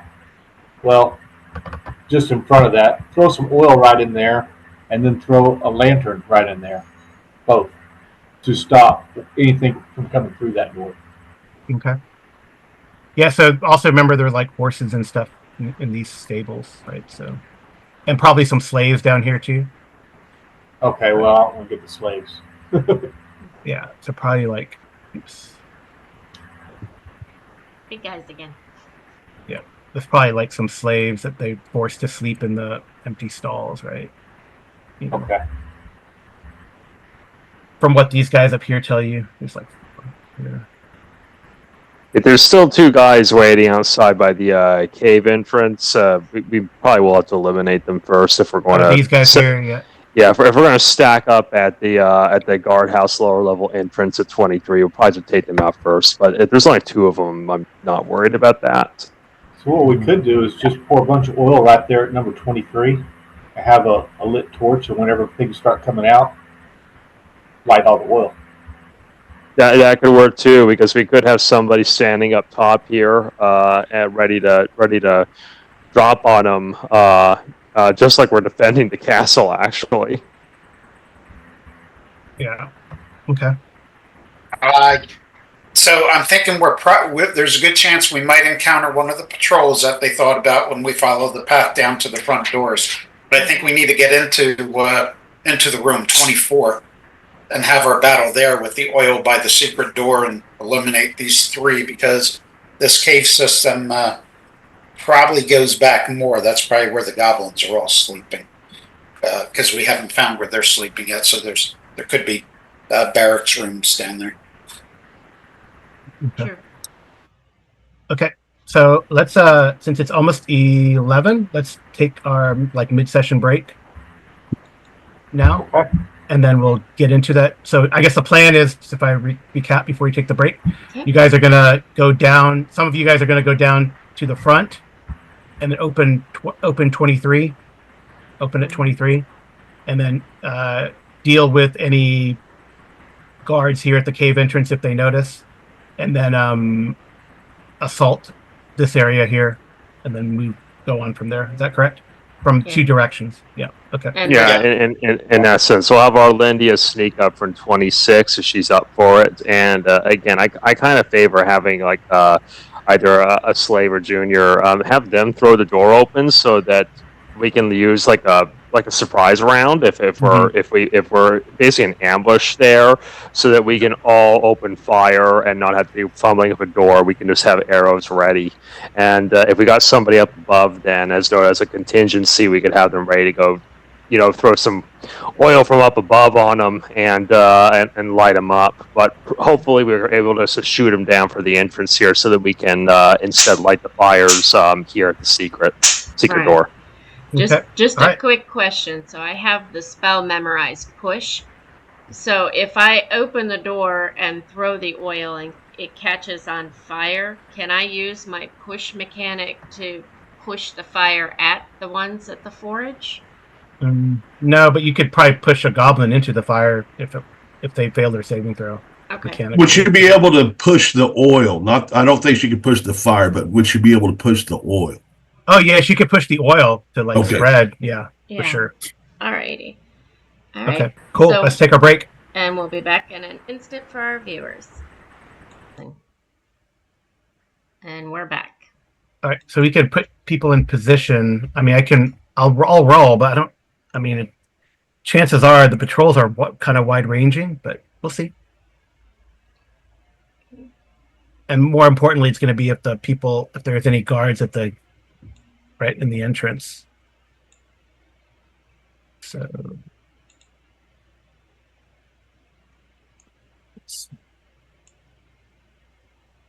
That's only D6.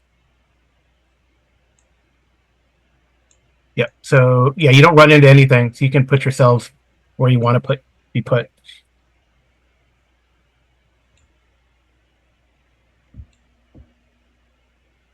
And you wanted Junior to be on the lookout above. Is that right? Or who's on lookout above? Pretty much. I thought Junior was watching the mines. Right, Zork. Yeah, we might as well leave Junior up there, I guess. And again, like I said a couple times earlier, I think that we see if one of the slaves that we freed can help throw the doors, and we're ready to start, so that all of us can simply focus on shooting. Okay. Yeah, that's fine. So I had 60 feet of infravision, or do I see any guards outside of the cave? Yeah, I'm gonna look. They're not outside. I don't think they're outside of the cave. I'll put a slave, one of these tokens that I represent as a slave. Outside, 60 foot of infravision. You're looking into here. Yeah, I'm looking to see if I see any guards over there that we need to eliminate before coming in the front doors.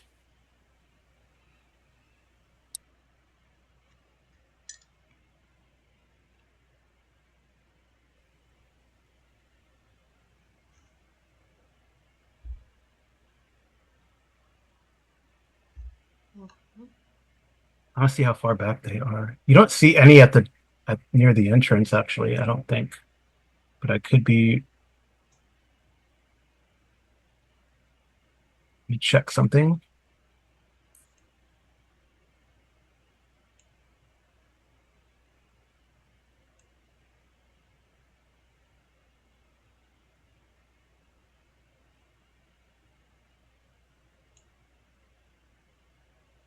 You actually do not see any guards standing at the entrance.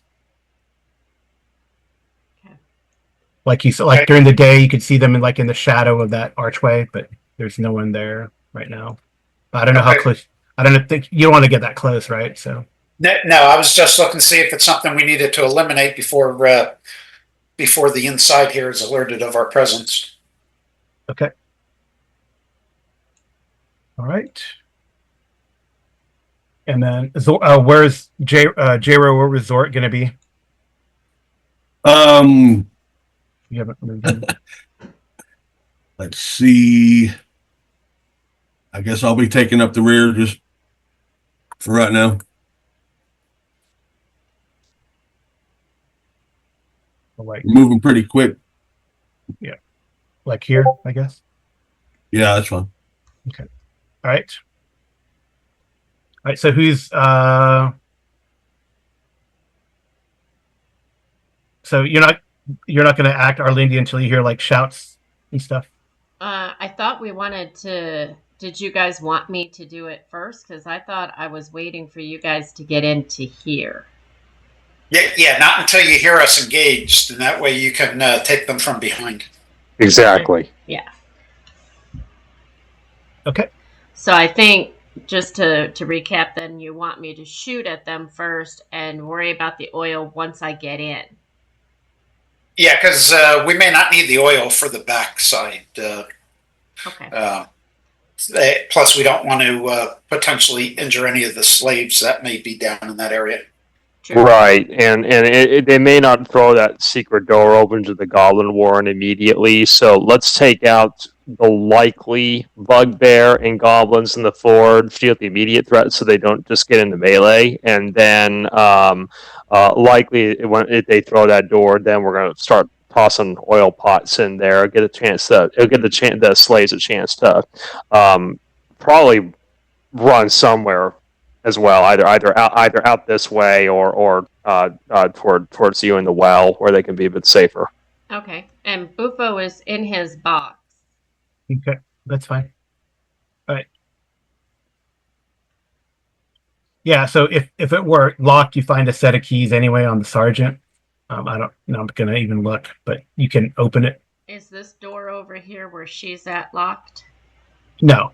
Okay. All right. So yeah. Okay. So we'll see. All right, well, whenever we're like stacked up and ready, again, I think we give a signal to the to our helper here, the slave who is going to be on door duty, and as soon as he does it, if we see a bugbear and some goblins there that we suspect, given Bufo's scouting earlier, we let her rip. Yeah. Okay. Yeah. So Gordon, you ready? You can have an arrow knocked and shoot before initiative if they're not surprised, but we will see. Okay. Well, I don't know, whatever reason, he kicks the door open. Are you going to have the slave that's opening the door run to these slaves to try and get? No, he's probably gonna open the door and duck. Oh, okay. Exactly. I don't want him in the crossfire, so he should open it and then pull away. Okay. All right. So for whatever reason, the door creaks, and this bugbear turns around, and he sees you guys. Right. There's plenty of light. There's light enough in here, right? Since it's you have sconces and the forge and stuff. All right. So you can take a shot, and then we'll roll initiative, Gordon. All right. Are we what range are we at? That I opened my door at the same time? Not yet, probably. What range are we at for this? What's that measuring tool? You are at 60 something feet. Oh, if you're in the doorway, you're at that's still short for longbow. Short range. All right. Yeah, short range. Then that is a hit. Not a natural 20. Oh, almost a natural 20. All right, that's a hit. I think bugbears are large. Yeah, no point blank for this one though. Yeah, no point blank. Large. +1 to damage. Ooh, nice, good hit. Rolled a 6. Does he get an extra d6 as well? No, because he's not at point blank. Okay. So 7 points. Yeah, they had to be in 30 feet for that. Yeah. But does he get a second shot? Not yet. Not yet. Okay. What was that? Yeah, because this is now going to go into initiative, so second attack will come later in the round. Yep. Okay. So he's taken 7. All right. Okay. Other people can move if they want to. Okay, can Oh no, I? it's not. We're not. No, we're not surprised. Sorry. We'll roll initiative. Sorry. Okay, so we can do So missile fire. Not yet. Not yet. Sorry. Don't go yet, Okay. Amy. So who? Let's see who. Well, Wolsey will let you roll initiative. I'm gonna leave Buffa over here. He's with me though. I got a 4. All right, you guys go. Yay.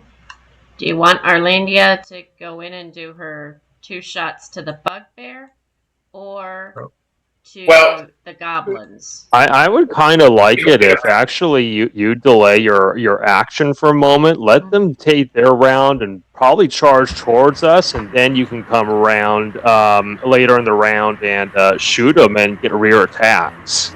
Okay. I would think you probably haven't even heard the scuffle yet. I mean, Yeah. one arrow's been fired. No, I'm talking about on my turn. Do you want me to go after the bugbear or after the goblins? Depends if the bugbear's in melee. If he's in melee, then go for the goblins. But Okay. if the bugbear's still up when it comes to your turn, go for him unless he's in melee range or with somebody. Okay. Okay. All right. So, Gordon, do you want to take your second shot, or do you want to let these guys go, or what do you want to do? I'll take my second shot now. Sure. Okay. Natural 20. Oh. That's not a natural 20. Well, Nope. I think that's a miss. That is a miss against this guy. Good Okay. try. Good try. All right. So, I guess you guys can move in however best you can. So each of these little squares is like 5 feet. So so you can move your movement rate, right? Whatever that is in squares. Assume that you're all huddled. You're all by the door, right? So you don't have to. Okay. All right. Yeah, Veer, where did you want to move? I want to come over there and use my bow since Okay. they're going to be hard pressed to just get up to melee range on one turn unless they have more than 12. Yeah. Okay. So I'm going to fire at the bugbear.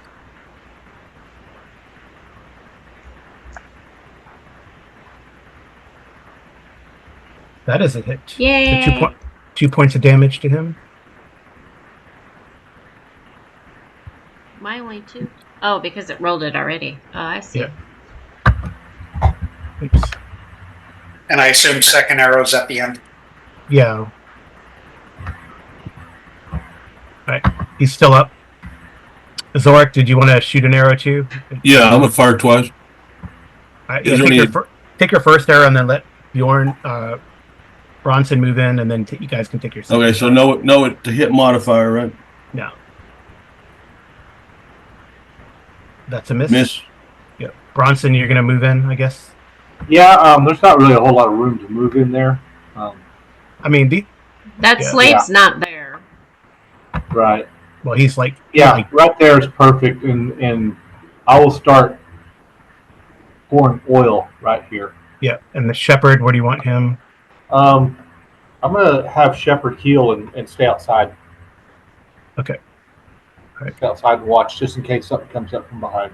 And I guess, Gordon, you're like at the door, right? Yeah, I was trying to shoot from the outside in, so I probably haven't formally entered as of yet. But the doors are. I'm imagining that because it's a stable, these are like big stable doors, so Yeah. they should have been been able to let big creatures through. There's gonna be lots of ingress and egress here. Yeah, it's like 10 feet wide, right? So it's Yeah. not an issue. Okay. So Veer and Zorik, you can take your other shots, and then they'll go. You don't want Arlinda going? Not yet, I don't think. Zorik, that's a hit.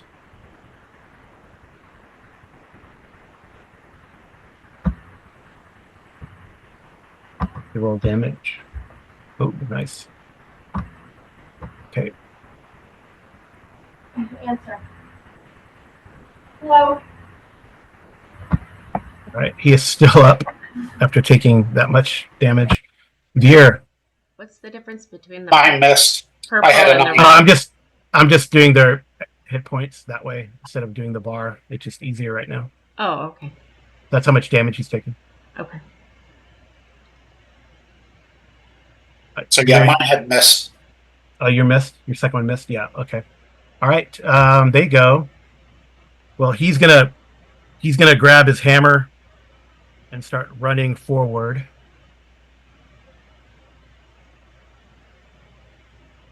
He gets to here. All right. 1, 2, 3, 4, 5, 6, 7, 8. Yep. And okay. And these other guys. The little goblins, are they moving? Yeah. They unhitch slings from their belts, grab some rocks, and move up. And they're probably gonna sling people.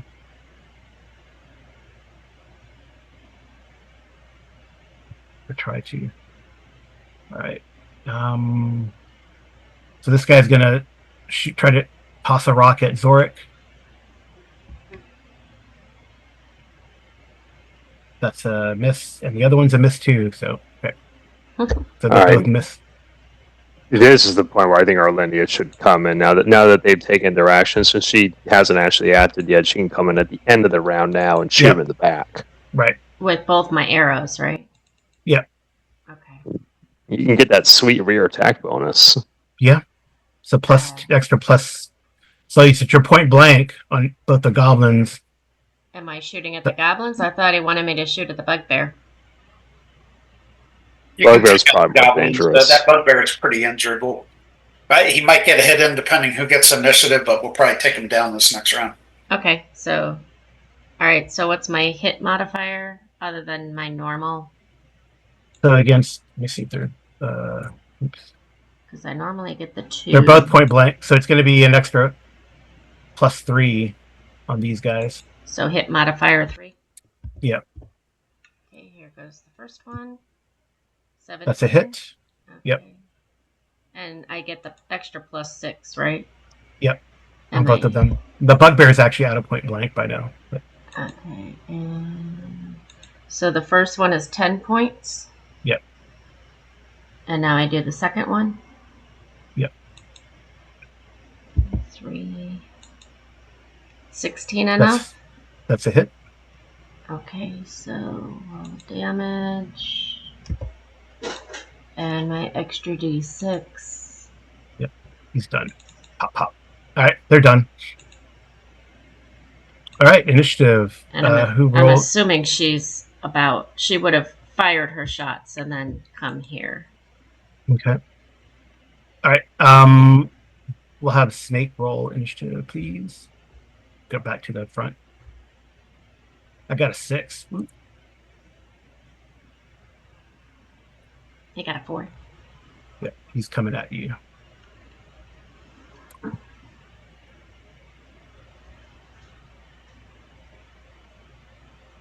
And I missed. All right. That's it. He missed. For sure. Well, all right, let's chop him down. All right. Do you want Arlandia to take 2 shots at him, or do you want her No, to let's go? get. He's melee. He's in melee, so you don't want to run that risk of hitting you. Okay, then she's going to go and check on the... I think she can only move to about here, right? 6? So only about here. Check on the prisoners. Yeah. Well, they're like awake now, hearing all the shots and stuff. She's going to put her finger up to her lips. Okay. Since evidently the goblins and the warg or wolf or whatever haven't come charging out of the secret door to the warrens, let's just, I think we're free to take out the bugbear as we please. So I'm going to move into melee with him and attack the longsword. Can I fire a missile as the bugbear's attacking before they get into the direct melee? No, because he got initiative.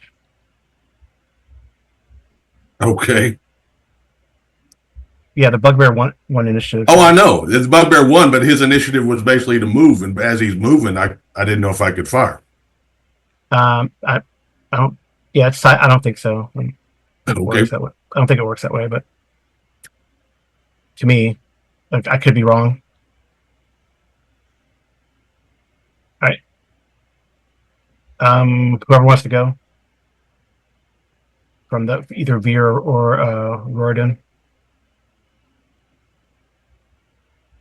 So I'm going to drop my bow and pull out my broadsword. Do I still get an attack? I assume I can't pull out both broadsword and shield, so just my sword. Yeah, you can pull out the sword and attack. Yeah. Okay. Minute round combat round. I think we could It's a minute. drop it and attack. Yeah. 11 is a miss. Okay. All right, let's see if I do any better. And this is Bazali's sword. I think we said it might be a magic weapon, although we don't know the bonus as of yet. So That's a hit though. All right. Yeah, AC 4. Damage versus better. large. AC 4 or better. Yeah. Oh. He's still up. But he's hurting. Wait. Sorry. That you didn't put any. Let me make sure. I'm pretty sure it is a magical weapon. You didn't add you don't have a damage bonus at all? I do not get a damage bonus in strength. I don't have a bonus to that.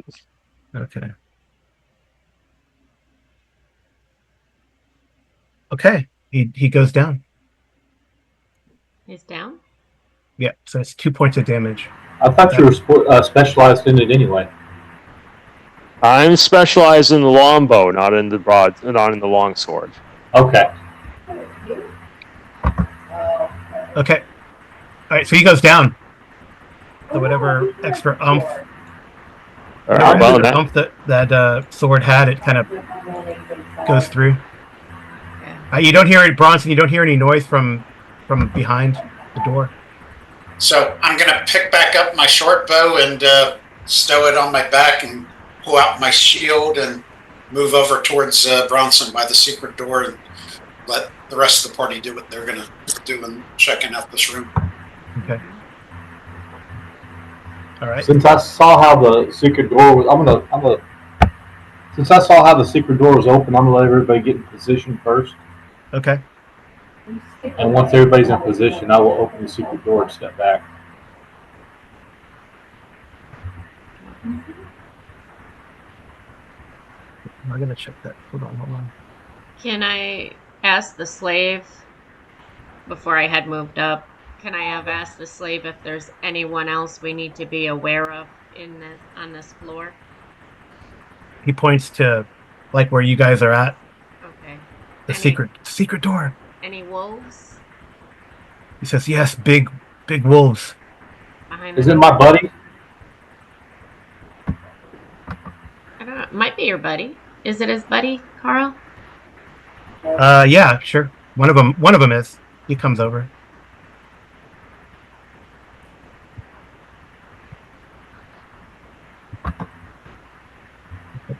All right. So you got oil on that door and stuff. Mm-hmm. All right. So what do you guys want to do?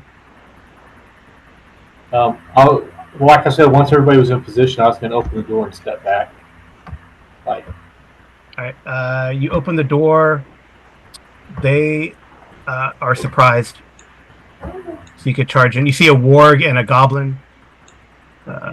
He's just like the goblin's just like brushing the warg, not really paying attention. So if you wanted to charge in there, you could. I don't know. Yeah, I want to charge in there and take a swipe at the warg. Okay, go for it. I can't get Arlindia into the room well, but she would be right behind Veer, giving him support. Okay. So are they small, medium, or large? So it's either 8 points of damage or 10. Yeah, I think warg is large. All right, so the warg takes 10 points of damage from me. Okay, nice. I will call Shepard into me. Right. Was there oil on the ground? There's There oil is. on the door. Okay. Actually, Yeah. I was putting it on the ground, not on the door. Okay, That's it's on the what I ground. thought. Okay, it's fine. I don't know if we want to light it anymore. If we got Veer in the room with them, Right. though. No, we're not Okay. planning on lighting it. I just was like, it's going to be slippery. You guys just run through it. Yeah. True. Okay. Anyone else want to go? I Can mean, I guess Arlinda, you could shoot the war. If you shoot at the warg, you probably might hit Veer. If you shoot at the goblin, there's less of a chance. Okay. She'll shoot her first arrow at the goblin. Hopefully it takes him out. And I'm point blank, so hit modifier is just 2. Yeah. 20? Yeah, that's a hit. Okay, so damage and my extra d6. So 7. 7. He's done. And Are then you using? and can are you using I loaded dice? What? Are you using loaded dice? No. I'm joking. Obviously. Roll 20 has a love-hate relationship with me. Yeah, roll 20 has a love hate. I mean, like when we were playing Mass last week, she didn't make one roll. Not one. So So, hey, Amy, unless there's another target, go ahead and risk shooting at the warg. I got an AC of 3, so I'm a little bit hard to hit. Okay, I'll go ahead and shoot at him. Is that all I see in the room? Is the wolfie? you guys got 60 feet, right? Yeah. Oh, no, there's other stuff in there. I'll meet. Okay, so do you prefer that I shoot at the wolfie? There's other. Based on what he opened up, I don't think we can see that goblin. So, yeah, I think you can see this guy. I think you can see this guy here. Oh, he was hidden a second ago. Yep, yeah. Go ahead and take I off. can't. It's again my mouse is that. I think you can see that guy. The other ones you really can't see because of the terrain. But yeah, you can see that guy down there. So it's up to you, Veer. Do you want me to shoot the wolfie, or do you want me to shoot at the other little goblin I can see? Go ahead and try and take out the goblin. If more are coming into the room, they might take out that warg before it gets to attack. Okay. Here we go. 16. That's a hit. That's a hit. Okay. And the roll damage, and then the d6. So I think. I think you're too. no, I don't think it's a point haven't- blank. Yeah, he's not. He's too far away for the point blank. But you hit him, you do 2 points of damage. So, but the 2 was the extra d6. The damage from the bow is 4. Okay. So I he didn't- goes down. Okay. I was like, it's not 6, it's 4. Okay. Cool. All right. So that guy gets taken down. All right. Who's next? Gordon, Bronson, Zorik. Yeah, so I don't have infravision, but what I'm thinking here is I want to, and since the scale mail is going to be so slow, I stood back thinking that maybe the enemy would be coming more to us initially, but I'll move up as much as I can. But on the way, I like to pass the lantern to our helper here, who helped throw the doors, and see if he can get some light shining into the room so we can fight more effectively. Okay. That's cool. So that should take. So I do that, here, pass the lantern, and then I think I can get to roughly here, just barely out of melee, given that I've only got 60 feet of movement in scale armor. Yep. Okay. All right. So he will light that lantern. All right, Zorik, what do you want to do? And I should just make a note here. This is what Benjamin had in stock, of course. I wrote down those a bullseye, so hopefully it's going to give us a bit more extended range on it. Okay. Okay. I'm stepping up to move through the door to give him support. Okay. How much you might be able to get into melee if you wanted to. I mean, what's your movement? It's like 12. Oh yeah, I think you get there. If you were there. Yeah, if you wanted to get into melee, that's only 30 feet for you. If you wanted to get into melee. Are you talking arrow or just sword? Well, you could get there and you can shoot. I mean, you risk hitting Veer, but he said he was cool with Yeah, it. that's what I'm saying. I'm not going to shoot into party. Okay, but you could actually get there with the sword if you wanted to into melee. You have enough movement because you can move 12. So Okay. I haven't used my sword yet, so we'll try that. No modifier. nice. That's a hit Yay! versus large.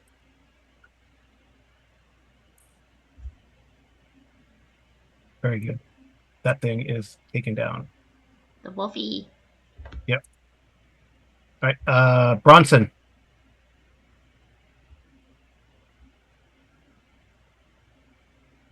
You might be muted. Yeah, I was muted. It looks pretty congested there. I'm just gonna be moving up. If I see the guy that helped me before, I'm gonna ask him if there's another exit to that room that everybody's going into here. He shakes his head. He says, "No, no." Okay. And he kind of waves to the guy with the lantern, and the look out the lantern's very because they took everyone out upstairs. These are mighty heroes. Right. Right. So they're very happy. All right. Okay. Well, that guy's gonna get the lantern. Maybe Bronson helps him light the lantern there. So that lantern's going on now. Yeah. All right. I think it's a new round, right? Yeah. Everyone's done something. Okay.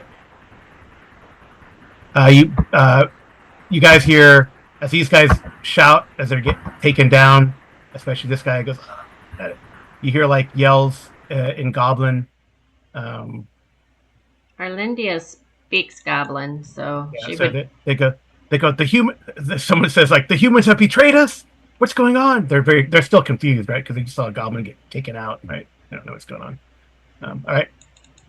Okay. So let's see. We had Arlindia, you get to roll initiative. No, hopefully it doesn't suck. I 6. rolled a 2. All right, you guys get to go. All right. Whoever you want to go first. I mean, Arlindia is going to move to try and get into point blank range with the goblin over here. But I think that's all she can do. Yeah. I can't move Bufo. That's fine. Oh, he's stuck. So I'll move right in front of you if I can target my guy. There he is. To provide you cover, and you can fire. That way they can't approach you, and you can fire from behind me into them. Okay. All right. Okay. Yeah. So you guys can see like 60 feet, right? Yes. Yeah. Okay. So I can definitely see this one. Yeah, you see that basically. Okay. So do you want me to release my 2 arrows now, or you want everybody to get in position first? You can take your first arrow and then have the other people move, and then just see what. Yeah, you can take. They're not in point blank though. Like, that guy's 40 feet. How far do I need to move to get them into point blank? Because I have that specialty skill. Yeah, that's as far as you can move though. So you can't make it. Short bow plus attacks per round familiar. I'm trying to see, like, if I take a shot, because I moved to get to here, but that specialty gives me that. I thought every shot was. Is that how the specialty works? That every shot is point blank? Because I have a specialist. No, you have to be within 30 feet, and you're just out of range. It's fine. I mean, you still do that. The goblins don't take that much to take out. Right. I mean, I'm just thinking I'll take this shot, but then I need to move on my next round. Yeah. Well, we'll see. Right. If they're still alive. Or they might come closer, then I'm in front of you with sword and shield. So I'm in there to protect you while you eliminate them from range. Right. That's a hit. 22, so damage. Is that a crit? I don't know. 7. He's done. Yep. And then my second arrow. Well, we'll let the other guys move, and then we'll get your second. Right, but my second arrow, do I do this one or do I have to do this one? We'll see. Like, yeah, all these pillars and stuff are in the way. Yeah, I think you got to shoot this guy here. Okay, I just wanted to know. All right. Let the other guys go, move, or whatever, and Zorik. Yeah, I'll move into closer up into battle. If I can find my character. That's right. Yeah. Do you want to take point there? Should I? Well, Zorik can see, right? Yeah, because Zora can see. If I'm going to move up, I'd have our lantern bear come up behind me and try and like point that over our shoulder from behind us, so we can get some vision. Because I do not have infravision. I think those X's have got me trapped. I can't click on my character. There we go. There it goes. Yeah. So 1, 2. I think it keeps popping me over there, but yeah. So you could actually make it. You have a 12 movement, right? You could make it to that guy in melee if you wanted to. Okay, cool. I'll charge. Okay.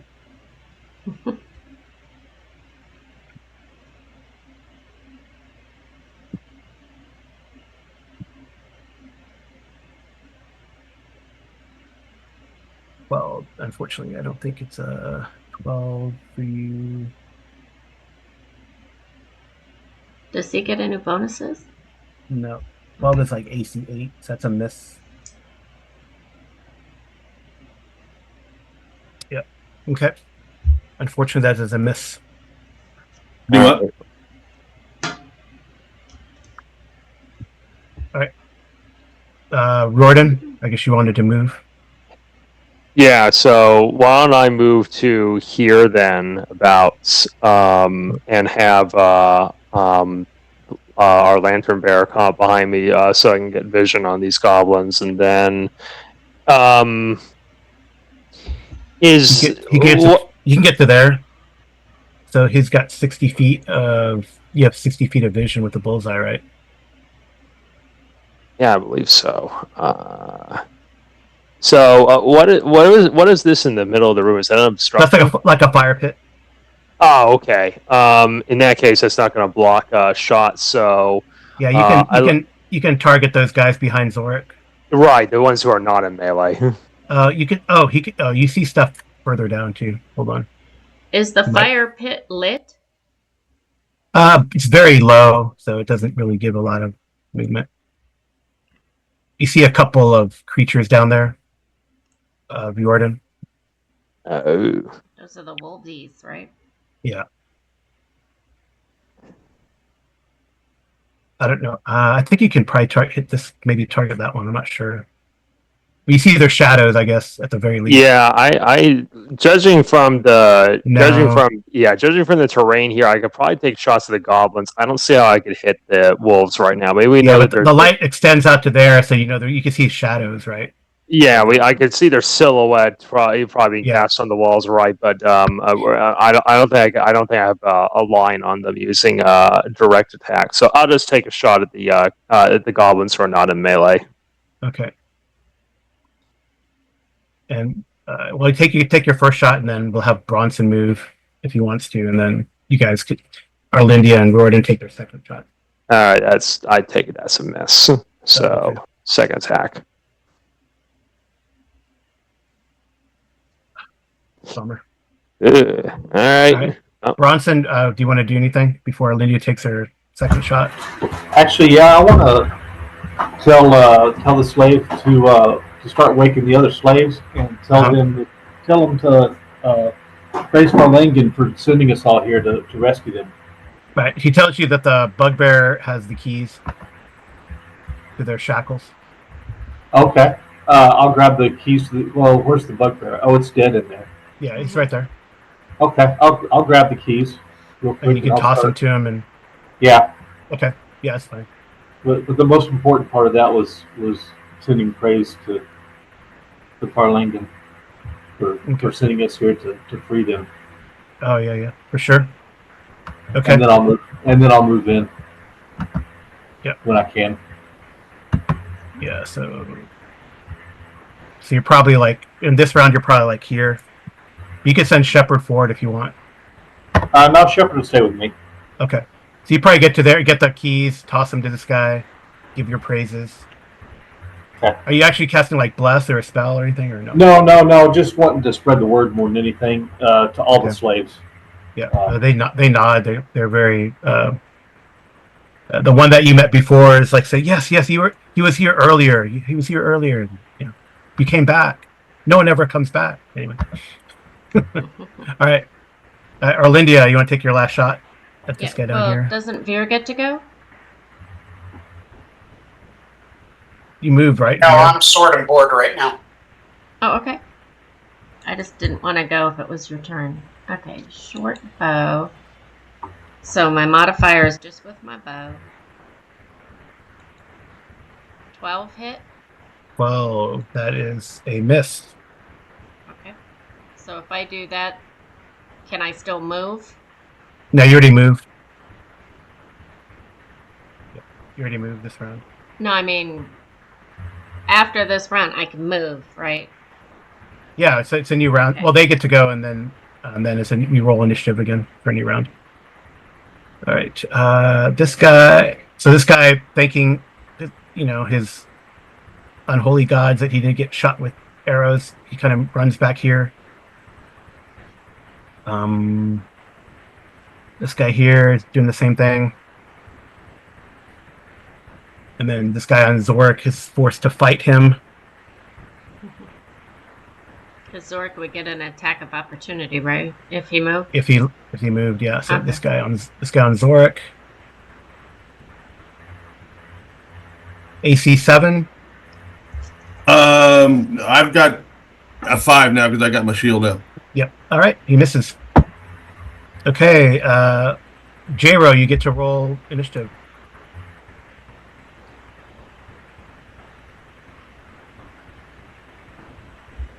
Yay! No, that was me. I got 6. Boo. All right. So this guy's going to attack you again. That's easy. Oh, that's not good. Oh. He's right. A little goblin. 7 points of damage. Oh, jeez. He's a vicious little bugger. I know.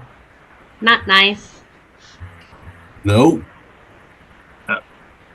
Okay. Ouch. So you got 1 left, I guess. Yep. Okay. Ouch. All right. I'll see if how long it takes these other guys to do stuff.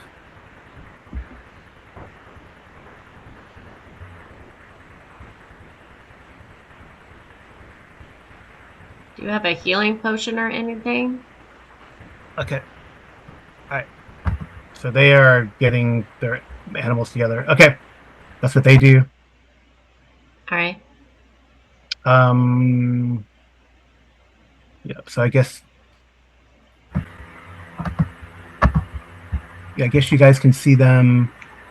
Yeah, you got Veer. You can see them getting on a mount, basically, saddling up, grabbing gear to saddle up and stuff. All right. Okay. It's your guys' turn. That's it for me. Okay, so we can move up now, right? Yeah, you can move and do stuff. Let's have Zorik attack at least first. Oh, I know that. The first thing that happens. Yeah. Zorik. Yeah. Please lay waste to him. Yeah. Oh, you got him back. So roll double roll. So you roll your damage and then roll it again. Roll double damage basically with a crit. 4 and then roll it again. Yeah. Nice. Bye. Right. You got him back. That was nice. Okay. Who's next? I'll probably drop to an E. Okay. Who's next? Well, does anyone have any healing they can do on Zorik? Because I'm a cleric. Okay. I'll take care of it here in a minute. I just needed to get out of direct melee. Okay. All right, and then can you move me, Carl, to where I would be within range, short range? You can move 6, right? It depends because Well, you're wearing scale mail, right? So 6, yes. you can move to like here. To where? Okay. To where you are. Is that within short range to get to these guys? It's not. Let me see. Be short range, you're not point blank. Yeah, short range, but not point blank. So you can. It looks like you can target either, but it's not point blank. But you know, it's a big cave. It's not. I asked if it's short range because yeah, short range. Short range. It says +3 to hit. Okay, I was just making sure. So, all right. Hopefully the doggy is off to meet the wizard here. Let's see. I'm aiming at the mount, not the goblin-y guy. Okay. 16 hit. That's a hit. And I don't get my extra d6, right? Right. It's just damage versus large. Okay, so whoops, I didn't hit damage versus large, and it's asking about my damage modifier. So hang on, I have to pull up my sheet again. It's already included. 1. It's already included. Yeah. Mm-hmm. 6 points. Okay. Nice. Hopefully that hurt doggy. That's my first arrow, right? So now I get my second, but after everyone goes, right? Yeah, just do it that way. Or I guess it doesn't matter, right, guys? It's up to you. Do you want me to take the second shot now or wait? Just take it now. That's because then Rorden will go and take his 2 shots, right? Okay. Short bow with 3. 23? That's a hit. Jeez. Was that a net? No, it's not a net 20. Okay, so versus large, no modifier, 2 more points. So 8 points total. Okay. I was at the mount, not the at the mount. Creature. Yeah. It is going on the mount. So. Oh, okay. Because it looks from my screen, it looks like the 8 is on the little thingy. There we go. Okay. They're like mounted now. Okay. All right. Rorden, I guess it's your turn. I'll move the guy with you. He's gonna move with you. All right, great. Then I want to move in a way where I'm kind of like right in front of that goblin that Zorg just took down, so I can shield him. Okay. And not let if one of these wolf riders want to actually go for him, they'd have to get around me first. So and then I'm gonna take my shots. Yeah. So this one's injured. Yeah, I'm gonna aim for that first. Let's see. I think you made it to point blank, I believe, right? Yeah, you did, more or less. Fabulous. Then +2 for point blank. Mm-hmm. Yeah.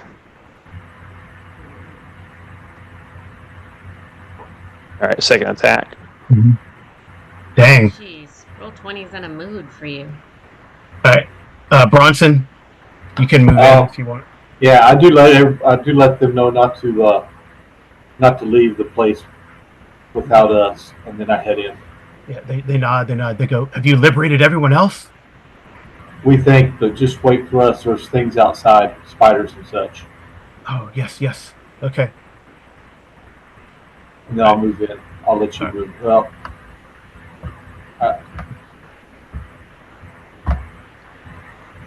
is that about right? What's your movement? 12. You can make it to like here, so Shepard can be in front of you. He's a little faster than you, right? So He's 12 as well. yeah. Okay. Yeah. Cool. All right. It's a new round. They already went. So it's a new round. So Jordan. So Greyhawk, it's your turn to roll initiative. Right. Does this mean we can move again? Yeah, you guys go. You beat me. I mean, if you tie, you guys win because you have at least one of you has a bonus. So All right. Well, let's try this again and see if I can actually hit him this time. That'd be what a novel concept. You can do it. That's a hit. better. That's a hit.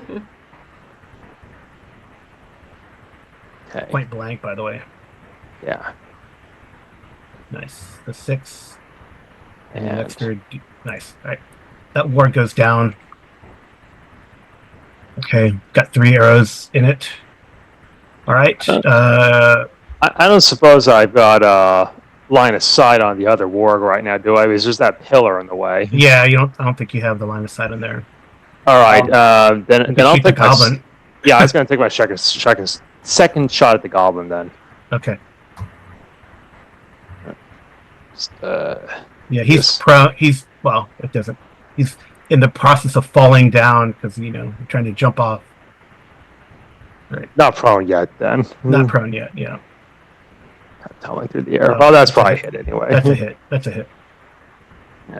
Point blank. So 3, and 5. Yeah, he's done. He's done. Pop, pop. Nice.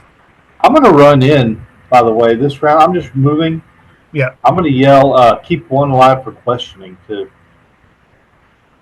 Okay. You never know. Yeah. All right.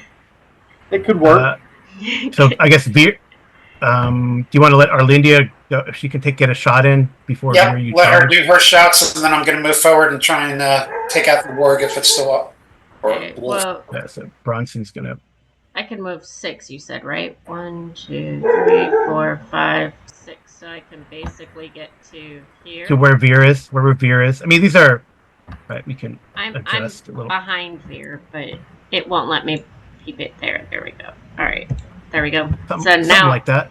am I in point blank range? I believe you are in point blank range. All right. Yes, you are. Taking my shots with my. And that's 4 or 3, because I do. It's gonna be an extra +1. Okay, so 4. 23. So roll damage. No damage modifier, right? That's an extra +1 because you're in Okay, point blank. point And then blank. the extra D6. Yeah, there we go. And extra D, so 6 points, which I'm pretty sure that's not enough. To the warg. To the warg, not to the. Okay. I'm going after the mount Okay. because I don't want that guy moving. Okay. And then for next arrow, 21. That's a hit. Yep. Jeez. Damage. And then the extra D6. So. Right. That warg is done. Okay. Veer, you can clean up. Oh, knock him out if you listen to Bronson. Well, Yeah, I'm going to Arlindia, move forward and swipe at him. Okay. Yeah. Well, before he moves, Arlindia wants to give him a great big hug for protecting her. Okay. And I miss badly. Yeah. Roll a D12. That's because we wanted to keep one alive for questioning, right? All right. Yeah. Nothing weird happens. Okay. Just a really bad miss. All right. You misjudge as the warg is tumbling down and he's falling. All right. So Bronson runs in there. Zork, I guess you're gonna heal yourself. Yeah. Okay, go ahead and do that.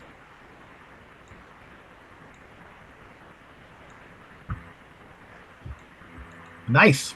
There you go. Woohoo! Fully up to full again. Okay, cool. This guy, what's this goblin gonna do? I'm sure when Veer was trying to shoot at him, he told him to stand down. Yeah, and I speak Goblin, so I would have been able to tell him to surrender. All right. Yeah, he surrenders. Okay. He's kind of partially pinned under the warg and looks up at Veer. So if we took out those 2 wolves, and we took out 1 wolf already, that leaves 1 wolf out? On patrol. Okay. Yeah, 1 or 2 probably. No. Yeah, I guess if you look around, yeah, you'd probably like. There's 2 more stalls here. Okay. So probably 2 wolves out on patrol with their goblin riders. Okay. Can I ask the goblin if there's an entrance in the mine further down at the staircase? Here? So there's no entrance to the mine from here, because he's like, I'm sure he doesn't call him Bazali. He calls him by another name. Mm-hmm. Because Brugrok will have your head. He will kill you all. Oh, I'm sure. Who's that? Who is that? Probably You fool. Bazali. He says, yes, that is what you foolish elves call him, I guess. And humans. Can we show him the sword that we took from his body? Oh, yeah. His eyes sink when Royden shows him that sword. Yeah. Like, oh. Any information you can give us will help you survive. How many are out on patrol? I cleaved your boss in half with my sword. He wasn't much of a fighter. Not going to say that he wasn't wearing armor or anything. Yeah, of course. Yeah.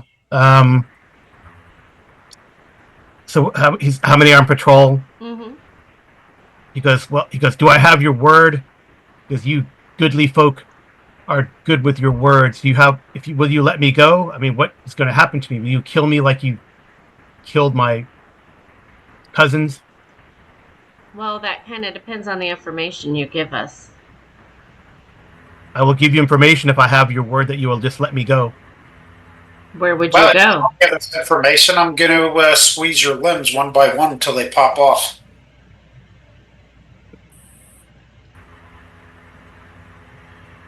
And I'm going to stick my burnt, scarred face right in his face to show him I mean it.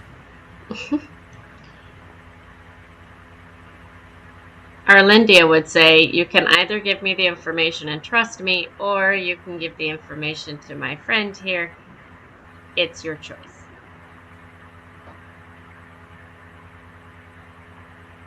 All right. So he tells you that there are 2 other of his companions out on patrol. Okay. So 2 more goblins, and what about wolves? They are riding wards, yes. With the wolves, okay. When are they due back? How long's the patrol? Well, we switch out with the horsemen. So what is about? It's about 3 or 4 in the morning, right? By now, they say in about 2 hours, they'll come back. Okay. And then they will be replaced by the human guards. But I guess you've dealt with them already if you were down here. Yes, we have. And how many? He probably sees like the fletching of the arrows, and you probably have used some of the arrows from the keep, right? So. Mm-hmm. Arlindia wants to ask them how many are in the mines. He says, in the mines, many. All right. Legion. Well.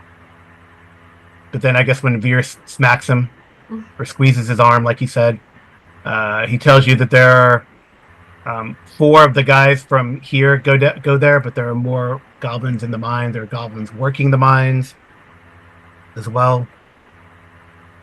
So. And how many of the attack fish, electric fish, do you have in the water? I wonder if he knows anything about those. The electric fish. Mm-hmm. How much this guy knows. They probably talk. Okay. So he says, he calls them by their goblin name, but it translates to, the mud whatevers. Mm-hmm. Mud tigers. Just, oh yes, the priests control them or summon them or something. So the human priests. how many priests are there?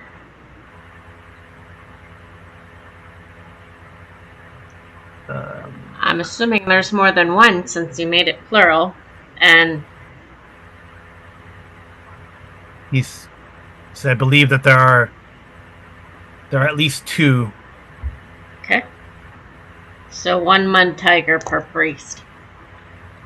No, well, there's multiple. He says, "Oh, there are a lot of those electric fish, as you call them, the mud tigers." What's your definition of a lot? 5? 10? 2? I know that there's 2 in the temple, Mm-hmm. and I've heard that there are many swimming in the lake, which I guess is the pond underneath. Okay. And if you want to draw us a map to the temple, I'd be very grateful. Let me draw you a map to the temple. Let's see.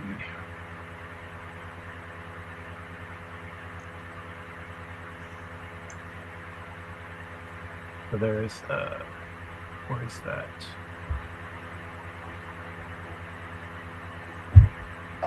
Oh, interesting. Okay. He kind of draws you a map, and it kind of looks like, you know how the that one quarry worker described the first level. So it looks like he kind of draws a map of the first level in a way, and then there's like a slope that leads down to the second level, and from the second level area, it's like on the west side of the second level. Like you go down the slope from the first level, and almost right away you get to the temple, Okay. like to the west of that. So he draws a map. That's fine. Okay. And he draws you a map of the first level. So I'll probably on the other, when you guys get to that, that'll be open. You know. If you surrender all your weapons. Wait, we're not. I've got more questions here for you to ask. Okay. You can ask them. Well, I can't speak Goblin, so I'm okay. Translating through. Yeah, right. Yeah. So find out. Does anybody from the keep? Do they do patrols inside the mines, or how is that guard done? Who replaces those guards there? Okay. Basically, how are the mines patrolled and by who? Yeah. Or more importantly, do they rotate them out with the guardhouse? Like, did they come up every so often to exchange guards? He goes, yes. He tells you. So there's like 4 goblins from 4 his companions. They guard the entrance to the mine, but there are many goblins that live down there, and we rotate them, sure, but not regularly. He says, you know, there's goblins that are housed down there, basically. Are But they don't, and then they rotate them, but it's not really regular how they rotate them. There's quite a few. Are they housed down there because they want to be there, or are they held down there? Well, we prefer to live underground, of course. Yes, but was it your choice to have this job, or were you coerced into it? I'm trying to find a redeeming factor for you. I mean, well, we just have an agreement. You have to honor your agreements, right? And what was your agreement? That they would keep you safe? Our tribe has served have served the temple and their masters for generations. And what if the temple goes away? What happens to your group? Do they leave? I don't know. That's never happened. Just a little thought for you to ponder, because we intend on taking out the temple.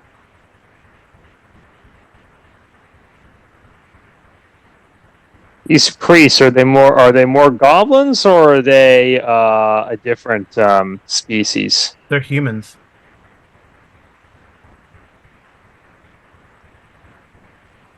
And where do they stay? Just They in. worship the eye. Mhm. That's what they say. Hmm. We have an agreement with the priests and their master, and those who they work with. I guess he says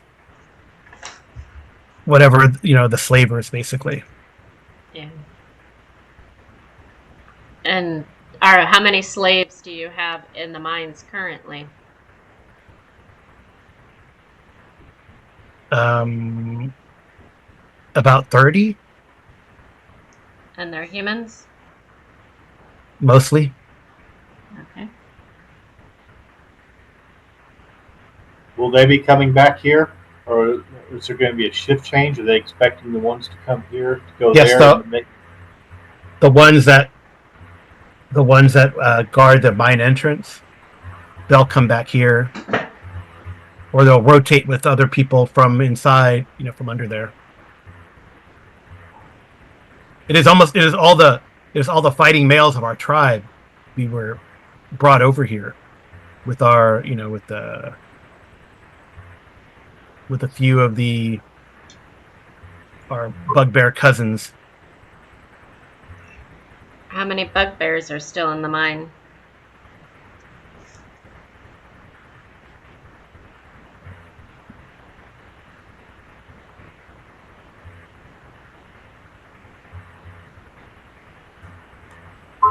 There's a handful, So like 3?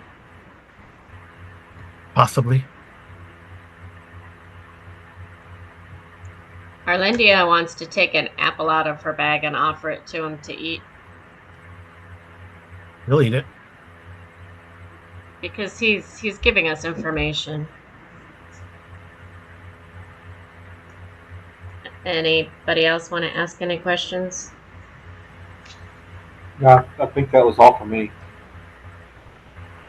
Yeah, I'm so more inclined to debrief the slaves or go through Bazali's effects to learn more about how the place was operating, since I'm not sure if I doubt that this goblin's going to know more about whether they're part of like a larger slaving network or anything like that. Yeah. So Right. I guess the information. Yeah. So you guys pretty much cleared the keep.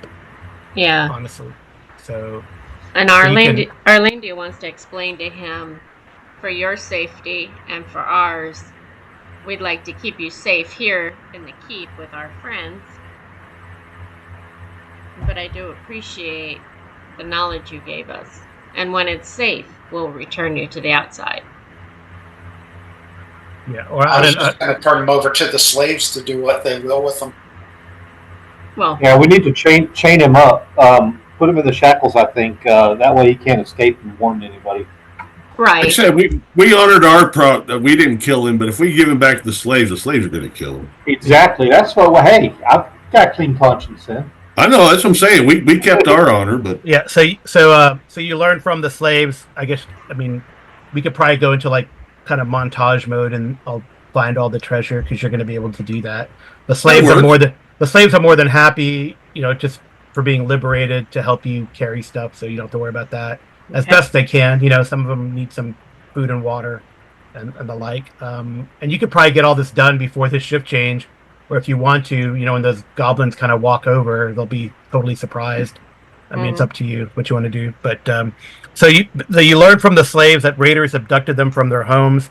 Eventually, they were brought to the quarry on a ship that traveled up the river and tied up at a jetty. After that, they were blindfolded and carried a very long way. They know that there's a village nearby, but they don't know the name of it even. They know that some quarry workers are not enslaved, but they've never been able to speak with them. Like I said, they say that goblins work in the depths of the quarry, and that there is that unholy temple, which this goblin said is they're worshippers of the eye. I guess Bronson, you could roll me a d6 to see if you know what that might mean, or so could Zorik, because you guys are both clerics. So the slaves were eventually imprisoned up on the top, in the upper level of the guardhouse, and they know that there are some slaves down in the mines too. Yeah. So do Okay, they know who actually owns this operation? They say the orc who pretends to be a dwarf, he runs it. We don't know who owns it, so Okay, it's the so Elder Elemental, an evil god called the Elder Elemental Eye. okay. Tim Woolsey. Okay. The older elemental eye. Yeah, the Elder Elemental Eye. Elder. That's who they worship. Okay. Yeah. Any other questions for this guy? Well, I mean, this is a question for the group before we let him go to his shackles.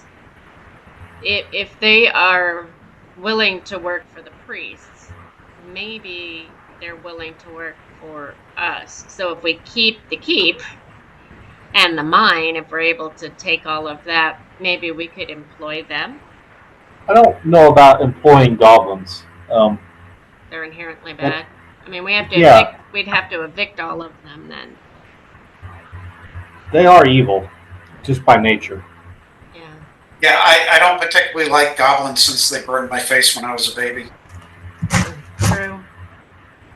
I have so I've got a question. Do they know how often Bazali, the pretend dwarf, who's actually an orc, how often was he actually going into the mine? Because if he's dead and isn't making the rounds anymore, like how long do we have before they start getting suspicious that something's wrong?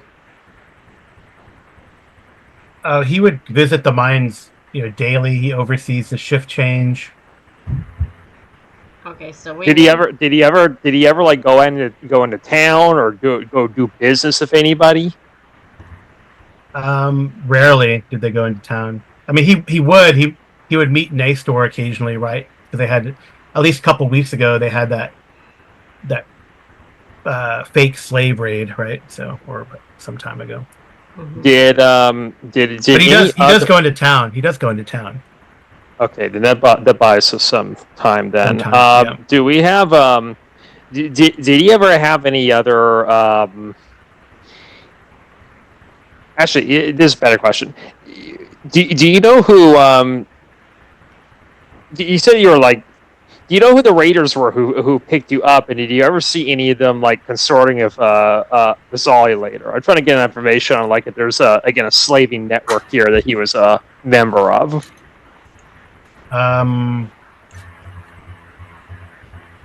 Like, did they notice anybody like, well, essentially buying and selling slaves and like Bazali handling that kind of business, or were they all penned away when that was going on?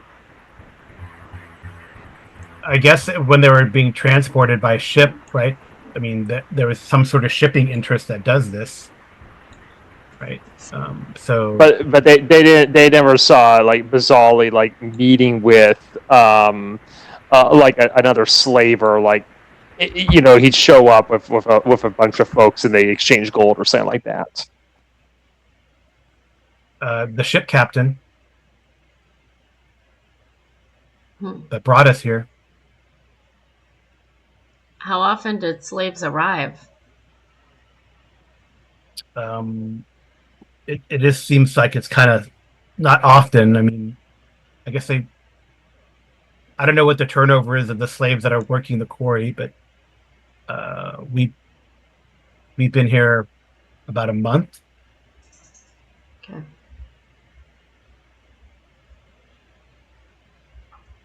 So it seems to me like, and I'm talking to the players, it seems to me like we have to go from here straight to the mines and take out the priests and that temple then. Yeah, well, we'll have a little bit of time to provision and supply. We can eliminate the guys who are coming back to the guardhouse because we really do not want anybody coming after us or taking back the slaves or anything like that. But I have to agree that we're gonna have I think after a day at most, they're probably gonna start getting suspicious something's wrong. That being said, Mhm. if we got at least a day, we'd have enough time to like re-prepare spells and the like. Right. Yeah. Right. Yeah, I was thinking after we searched the place, since we got a few hours before shift change, that we ambush the returning patrol in that area 24. Because I assume that's where they're going to come back in to go back through that Yep. secret door to their cubbyhole. Hmm. Yeah. Yeah, I agree. And I think really we should actually probably position ourselves there if we can. If we can make it back to town, get all the slaves back to town, and get back here, position ourselves here so that whenever they start getting suspicious, a handful of them will probably come. They won't send everybody from the mines. They'll send a handful, a group, to go find out what's going on at the keep. Why they haven't had a shift change or whatever, and we can ambush that group as well. Right, because most of the tribe sounds like they've lived permanently down there, especially if they're under the control of these evil priests. Mm-hmm. But the few that come up, I mean, we now really have the advantage here since these fortifications are ours. Yeah. Right. And I would think that eventually this is probably where they get their supplies from too. Right. So they're going to have food and water, Yeah. unless they're strictly surviving from what's down below, which I doubt. Well, they have water and they have a pretty good sized larder. That's true. But yeah, they do have to resupply. Mhm. Yeah, that's the thing. Like barring an underdark entrance, I think you're right. And mind you, what we could probably do when we decide to descend, if we're going to, is we should actually have enough time for a right to go back to town, resupply, refit before we make a expedition down. We could probably inform Nice Store and maybe even get some folks to help keep this place safe, because the last thing, again, I think we'd want is somebody opportunistic moving in and blocking us off, especially Ashley, now that we know that we know that there's a larger slaving operation going on here, because obviously they got a ship, they're doing raids, etc. I don't want somebody showing up with a wagon of slaves and saying, "Where's Bizali?" and then squatting here waiting for us to poke our heads back up. Right. Well, so you do, as you interview these guys, you see that they come from all up and down the coastal towns of the Sea of Gurnat here, ranging from Onawal to even the Wild Coast. And most of them are from small towns and villages that are usually, far enough away from some sort of stronghold or city, right? So, and one guy does say, I believe that the one of the ships that brought us here, or the ship that brought us here, flew the flag of Highport. Highport. Hey.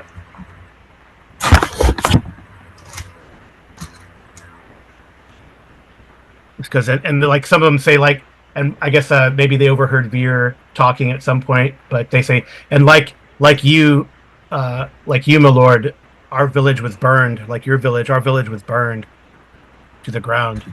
So you have nowhere to go back to? No, they don't. They really don't. Does this ship have any distinctive features? Is there anything you can recall about that would make it identifiable? If they remember. I don't know if that would be.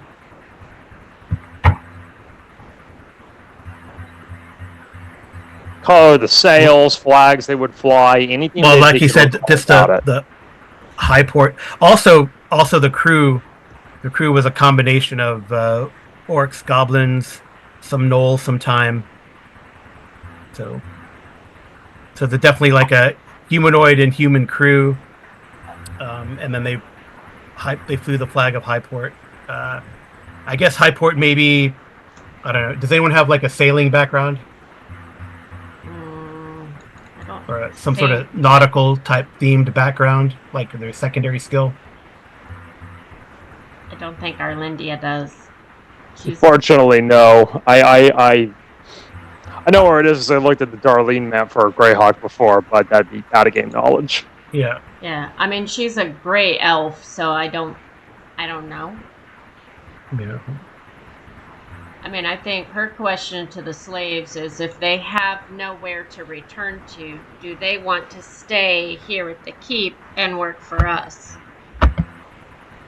There's probably plenty of arms and armor around here. If they want to help fight, we can arm them. And, Yeah, they're just like not in great shape, you know? Yeah. well, there's plenty of food. They can start getting nourishment.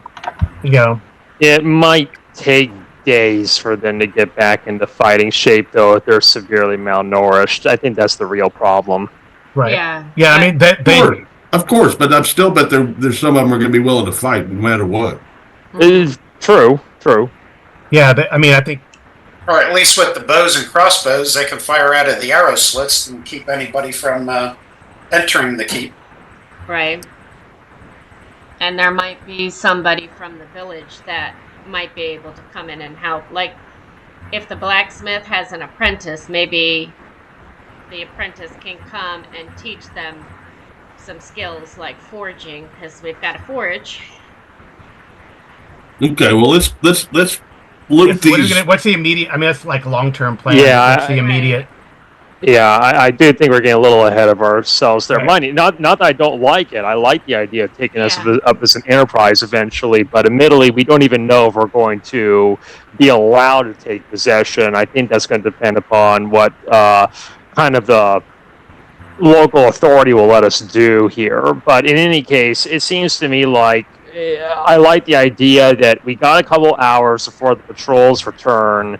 We could probably make it to town and back if we're efficient about it. Either that or we camp out here, and either way, I think we ambush the remaining patrols, and then there's going to be some time before the folks in the mine actually start wondering, where is Bizali? Is something going on topside? So we'd have enough time to like do a real rest here, 8 hours or however long, and get our spells back, and then descend. So you want to wait till the patrol gets here, then deal with and then go back to town. Wait till one or both patrols come back, or the shift change. I think that's the way to go. Yes.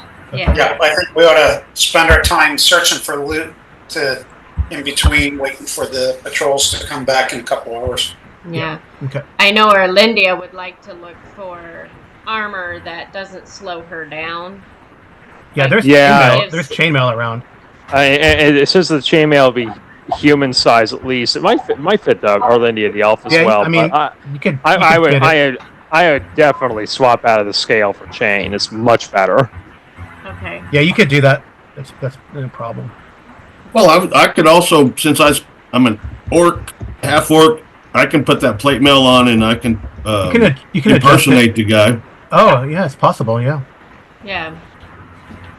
You could just say that, you're a brother or somebody like that he's taught to run the business, because whatever you want to say. Okay, so I moved it to chain. So how do I change my encumbrance then? You just know that you move 9 now instead of 6. Okay. Alrighty. Well, thank you for running, Carl. So we're gonna stop here. Yeah, I think we're going to take care of this patrol first, anyway, aren't we? Oh, Yeah, okay. I didn't know. Yeah, I don't think we're not quite done yet. Right? Okay, so I'm gonna put got that till chain 1 on. or so. Yeah. Okay, I'm gonna put the blade on. Okay. Okay. So I changed to chainmail. I would have gone and collected arrows. And I've swapped the chainmail as well, so my AC goes down by another point. Okay. Oh, I am not swapping because I have bandit mail, which is better than chain mail. Okay, so how does chainmail affect my hit points and stuff? Does it? No, just your armor class. No, I don't think it changes at all, right? With chain to scale. I'm pretty sure chain is 1 point of armor class better. It is. Scale plus shield is 5, whereas chainmail alone is 5. So if you're using a shield, it'll drop down to 4. Otherwise, you're still at 5. Well, actually, you would have probably been at 6 if you weren't using a shield. Well, I'm at 3 right now. Oh, well, yeah, but that's what your dex bonus, I'm sure. Okay, Yeah. so I go to 2 or I stay at 3? I go to 2. What's your dex bonus to your AC? I don't know. What's your dex? 16? Plus 2. Plus 2. So if you're wearing chain, no shield, and plus 2, you'd be, well, that would put you at 3. Okay. So Yeah, but then, if you use a shield, if you shield, you'd be at 2. Yeah. okay. So a little harder to hit. All right. That's So good. we'll do this. So I changed All to right. chainmail. Yeah, Mhm. the scale is definitely the El Cheapo armor that should be replaced right away. Yeah, so it's replaced. In my shield, is there a better shield? Not Hanging you don't around? know. Yeah, but so what do you want to do? What do you guys want to do first? We could like loot the place and go through that, or deal with Yeah. the patrols. Let's look the place. Okay. Yeah, I don't know if there could be. I mean, there's shields around, but Well, the patrol could show up though at any time. I mean, we Right. need to be ready. yeah. Right. Well, what did we say we had? Likely about 4 hours. I mean, if But there's a anything. couple 2 hours. It's about Oh, 4 in the okay, morning, so they- about 2 hours for the shift Oh. change. Yeah. All right. Well, if there's anything like immediately available, sure. Because if there's something Yeah. useful that we might even want for the coming remaining fight here, I think that makes sense. Yeah, I mean, that's what I was asking, because I know I have a shield, but I don't know how to see my shield hanging. I mean, really, like you can clear a room in like a turn, right? There's not that many rooms, so yeah, so you can do it. Exactly. I have a small shield, so can I? Does it matter what shield I have, or not really? All shields in AD&D are AC1. So it doesn't matter. Okay. The difference is in their missile defense adjustments. Okay. Yeah, so unless it's a tower shield, it's not going to be Any different? Okay. Yeah. I just figured since we saw all that stuff hanging out there, I could have swapped out for chainmail, and if there was a better shield. All right. Well, let's go through the rooms, and whoever's doing the taking I need to stock of. the loot thing back up. Nope. Yeah. Okay. So nothing in one. Edit. Yeah. If you want to take in the guest rooms, there's carpets. There's a carpet and 4 tapestries. I don't know if you want to take those. Yes. No. Each room Well, is a- I mean, It's XP. I mean, they're 50 pounds. The carpet weighs 50 pounds. The tapestry weighs 30 pounds. I'm just going. Those can all be taken later. We're just yeah, I'm just But keeping you're track of it. Okay, we'll keep track of it. Okay, so okay. Yeah, I mean, we'll leave it here for right now, because if we end up keeping the keep, Well, it's still treasure, so let's. yeah. Okay, so guest room, 5. carpet, and 4 tapestries. How many guest rooms were there? 3. So it's going to be. I'll get my. Okay. So each of those is worth 70. So it's going to be 3 times 5 times 3, right? So 5 times 3 times 75. All right, so that's 1,125 gold pieces worth of stuff. Okay. Wow. Yeah, I mean it's a carpet and 4 tapestries worth 75 gold pieces each in 3 rooms. So that's Yeah. there's 3 rooms. Yeah. Okay. All right. So that's basically 3 carpets and 12 tapestries 3 carpets. and 12 tapestries, and that's Yeah. So 70 it's each. Okay. That's and 75 then- each. So that's 1125. So, I'm just putting it all on the loot thing, and I figure at the end we'll figure it out. So that's the guest rooms. So what about all the armor and stuff? yeah. Okay, so let me see if there's anything in the conference room. Nothing really. Okay. All right. About the horses. Yeah, there's we'll get to that. I'm just going, Okay. down.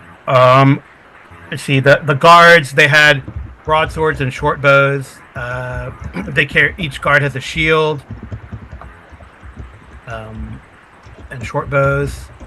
So you find each guard in here had like a little chest, and they have you find a bunch of keys, and the chests are stored in the bunks and tables. So you find there's 24 chests, and they have 3,000 silver pieces and 100 gold piece jewels. How many gold pieces? 100. So why is it not? 3,000. It was seven gold piece jewels. Okay. Or 100 gold piece jewels. 700 gold piece jewels. Gold piece jewels. Okay. And 300 silver pieces. 3,000 silver pieces, right? Yeah, that I got. Okay. Hold on. I'm trying to keep a running total for you guys too. For me, so that's that plus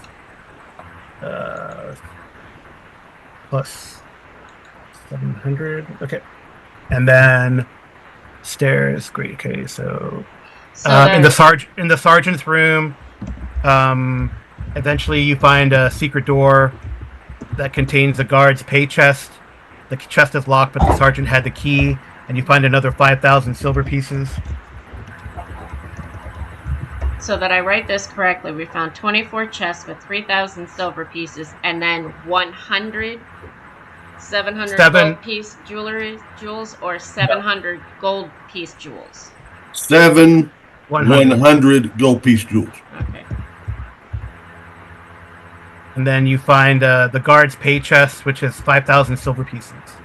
Yes, that was in the sergeant's room. The sergeant had a long sword. He also had. Did he have shields? I'm seeing to see what he has. It looks like the sergeant also wore plate mail. It's a human fitted plate mail. I could probably wear that. Okay. Okay. Let's see.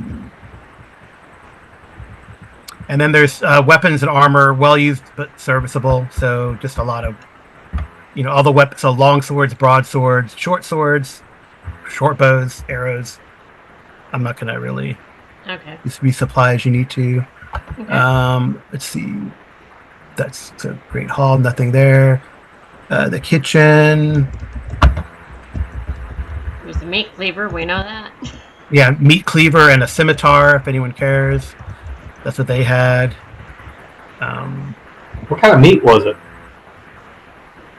In the larder, there's a wide array of beverages intended for the quarry workers and guests. Most of the casks and barrels contain beer, mead, hard cider. Nothing's really valuable, but you do find a rack of bottles that contains wine and distilled spirits. 15 of them are fine or rare enough to bring a good market price. So you find 15,000 gold pieces worth of good. Yeah. So sorry, 1,500. Sorry, not 15,000. Oh. I was gonna say, wow. I like your first number. Yeah, 1,500 gold pieces worth of valuable spirits. Okay, so I'll add that. The larder just has food stuff: bread, cheese, salted meat. It's mostly salted meat. Yeah, I just put beverages and food. I'm assuming we'll eat and drink that. Yeah. So still pretty evident that Bizzoli apparently appreciate the finer things in life. Yeah, oh yeah. Yeah, pretty much. I mean, we already did all that. He's making good money selling slaves, as well as the quarry ore. Yeah. Yeah. So we already did the stuff. We already did the stuff for upstairs, right? Yes. So now we're downstairs. Downstairs. Okay. Lower entrance. The half orc. So she had a scimitar and chainmail. The half orc lady, the kitchen lady didn't have all but the cleaver, right? So nothing there. Stalls. Kitchen. So there's like horses in the stalls. So how many horses are there?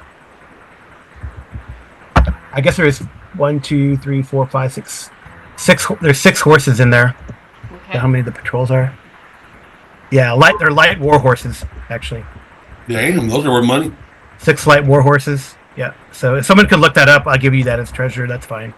You're either going to use them or liberate them, right? So Probably use them. I would think. Man, Depends on what. there's 6 of Depends on where us. we go from here. what's that? It depends on where we go from here, I would imagine. Yeah. Yeah. So Light war horse 150. is 150 gold. So that's 6 of them. So yeah.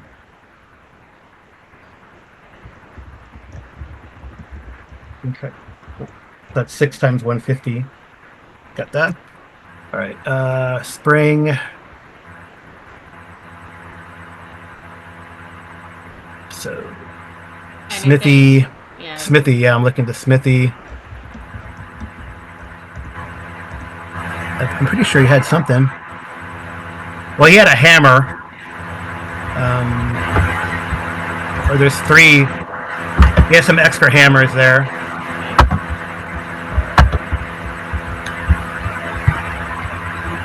And the forage?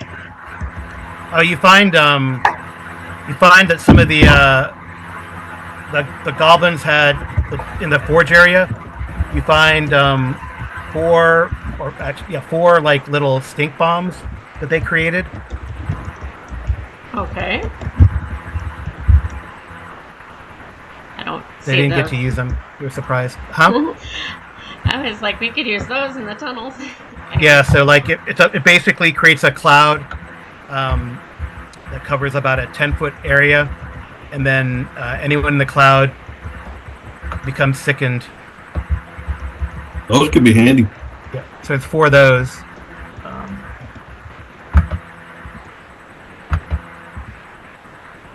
And then in the goblin den, you find under the fire pit in clay pots, you find 700 silver pieces, 200 gold pieces, and 9 bloodstones. And those are worth 15 gold pieces each.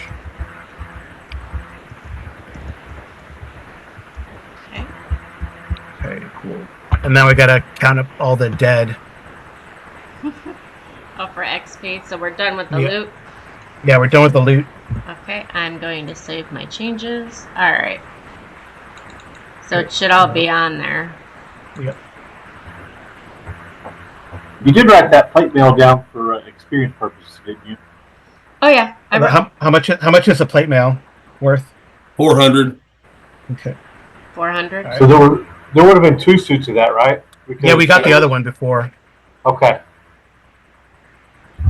Okay. All right. And yeah. I And gotta just figure make out whenever I put that plate mail on, it didn't like. How was the fit? It didn't like become just right type thing, did it? In other words, it's not magical, is it? it's not. No. Okay.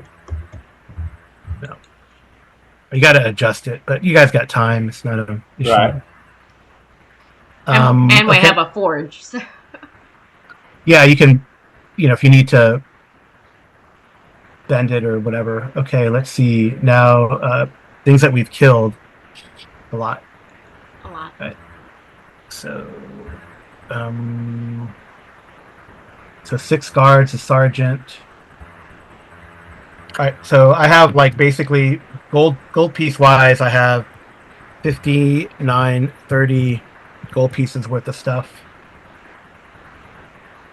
Okay.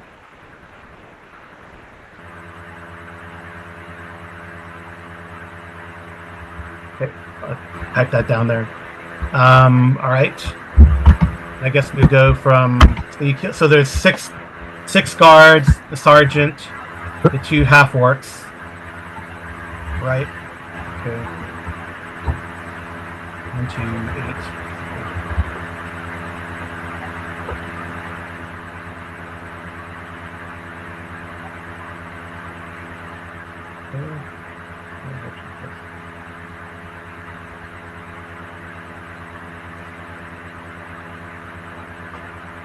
And then a bunch of goblins. 1, 2, 3, 4, 5, 6, like 8 goblins, right? I believe so. 1, 2, 3, 8 goblins.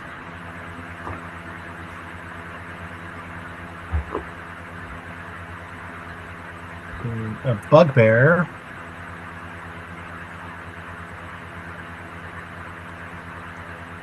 And,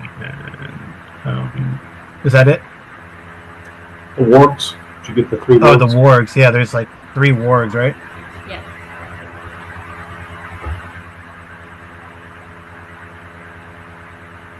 Okay. All right. And then also freeing all the slaves. Oh, right. That's right. And there were 10 of those this time. 10 That's what? cool. Okay. 10. There are 10 more slaves that you Oh, yeah. liberated. All right. Cool. And you took the keep, so I'm going to give like something for that. There's how many characters? 5 characters that we have. 5, yeah. 5 of you.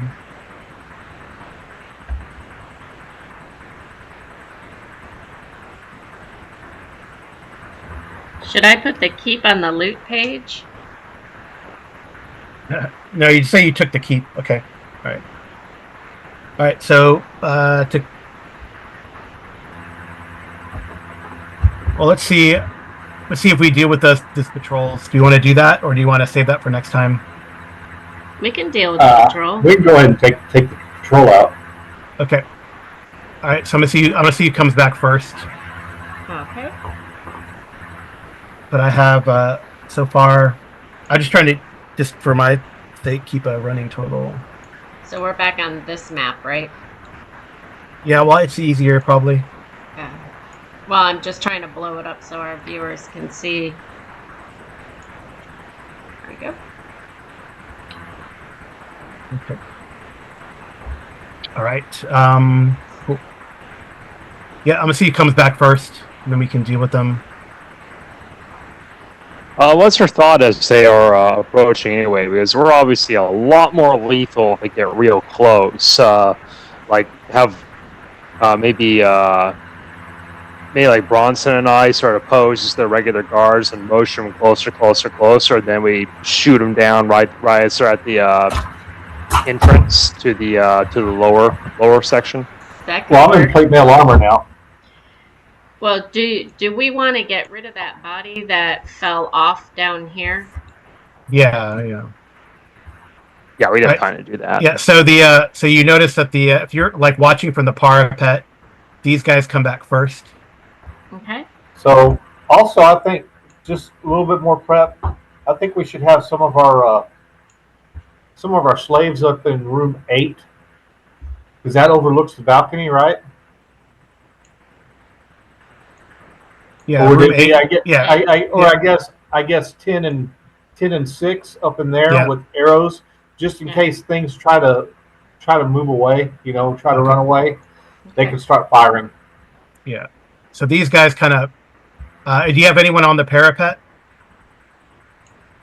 We could have slaves up there, like in armor or whatever. Yeah, in armor, making sure that it looks like there's patrols. Okay.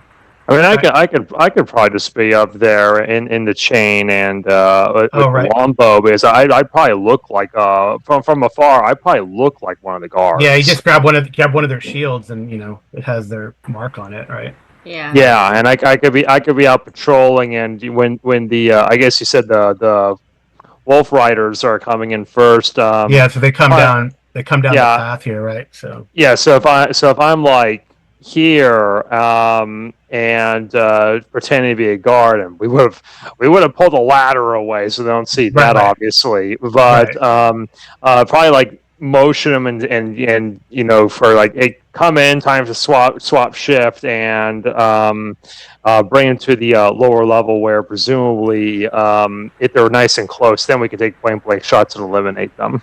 Okay. Yeah. Should I take that other elf that we eliminated and put her cloak on? Oh, you could do that. Yeah. Okay, I'll do that. Just a side note: in room 28, is that south of that secret door? Is that a stairway going down? That's the stairway goes up. This goes up. It goes all the way up to the top. 7. Yeah, that's those are the stairs that go to 7, and then all the way up to 15 on the guardhouse upper level map. Right. Okay. It probably. I don't know what you're gonna do. Eventually, you're gonna have a pyre for all these bodies, but Yeah, well, not right I'm now. sure. But not right now, right? Have them all in the stalls. Yeah, you can move them all in there. It's fine. All right. So, how long do you want to wait until these guys? So you could like follow them around, Gordon, right? And Yeah, then that was my thought. As I see them coming, kind of, do whatever they would do, I guess, or try sort of pretend like motion them come in, and then presumably if we got the doors closed. Then we could have. I see that most of the team is still down there anyway. When we're ready, we probably throw the doors and just open up and try and shoot them, and hopefully we got them on the surprise round. Then this is an ambush. Yeah. And where is Arlindia? Okay. I would like to be within short range. Within point blank. Yeah, that's fine. So maybe Get up next to right here. Next. Yeah. Okay.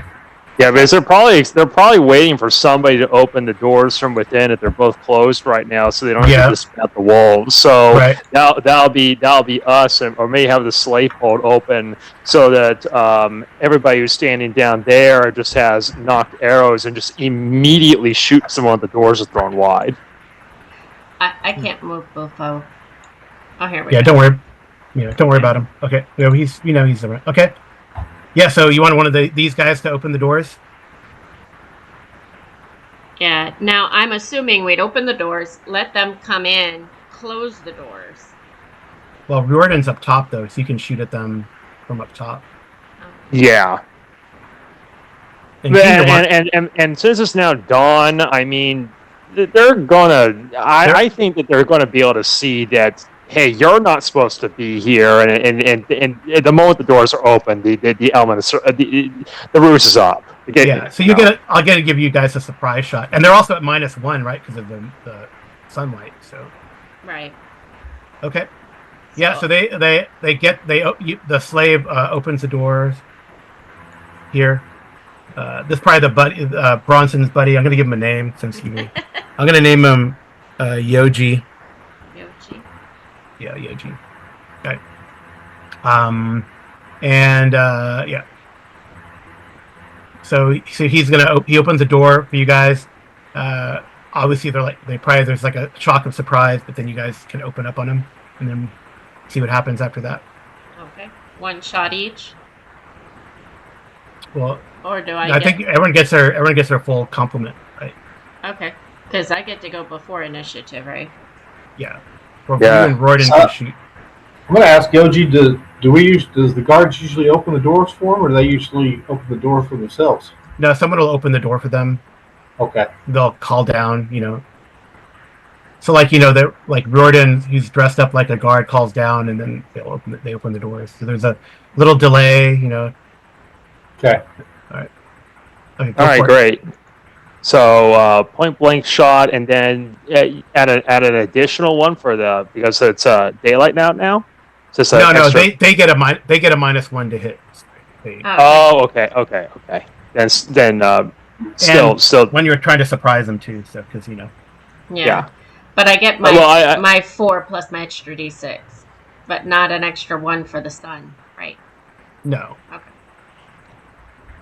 Well, I guess I should confirm them before I put this in. Am I actually close enough for a point blank shot if they're right at the entrance? Yeah, you're fine. Perfect. You're hot. Yeah, it's like 30 feet down or so. Perfect. All right, then add 2. Maybe not even that. Add 2 for situational then. Ooh, there we go. Nice. That's a hit. And kill the mount first. They're more dangerous. Yeah. 6, and then your extra. Yeah, and this one I'll add the +1 for point blank. Short range. Mm-hmm. 9. All right, so 9. A left or right? Do the one on the right. Right. That's 9 for that guy. All right. I'm gonna have Junior take a shot. I'll roll for him. Okay. He's gonna shoot the goblin though, because he doesn't know better. Right. I mean, he's been training. 13. That's probably a hit on the goblin. Yeah. All right. Normally probably wouldn't be a hit, but with the +1 from the. So how much is a crossbow? Not sure. Whatever the GM wants it to be. Probably D6 +1, right? bolt. It depends on if it's a heavy or light. I assume it's a light though. So Light. D4. A D4. Oh. 2. All right. Well, he injured it. So it's a +1 bow, though, right? Oh yeah, 3. He takes him out. Nice. Woohoo! Good job. It's like my revenge has begun. Haha. He probably feels related. Yep. Okay. So he takes that guy out. Guy slips from his mount. Okay. The doors are open. Of course, they're not expecting that. So you guys can. Whoever wants to go first. Who do you want to go first? It's up to you guys. I can take 2 shots. Yep. Go for it. Left or right? I guess they're both there in the doorway. Yeah, which one is the... Whichever one has the best eye shot, so... Well, just left or right. The right one's injured, and you see that Okay. the one. Then I'll go left. All right. The No modifier. miss. Miss. First one.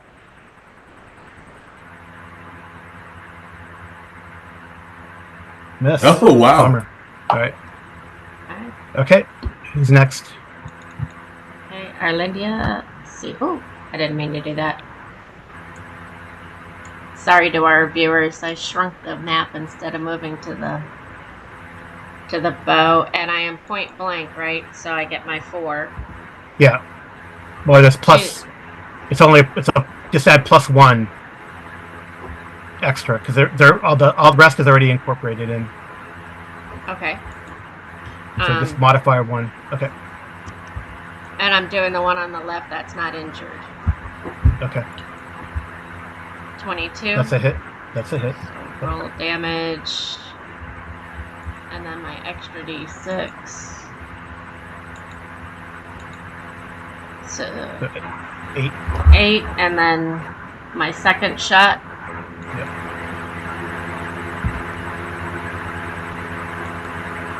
$16 hit.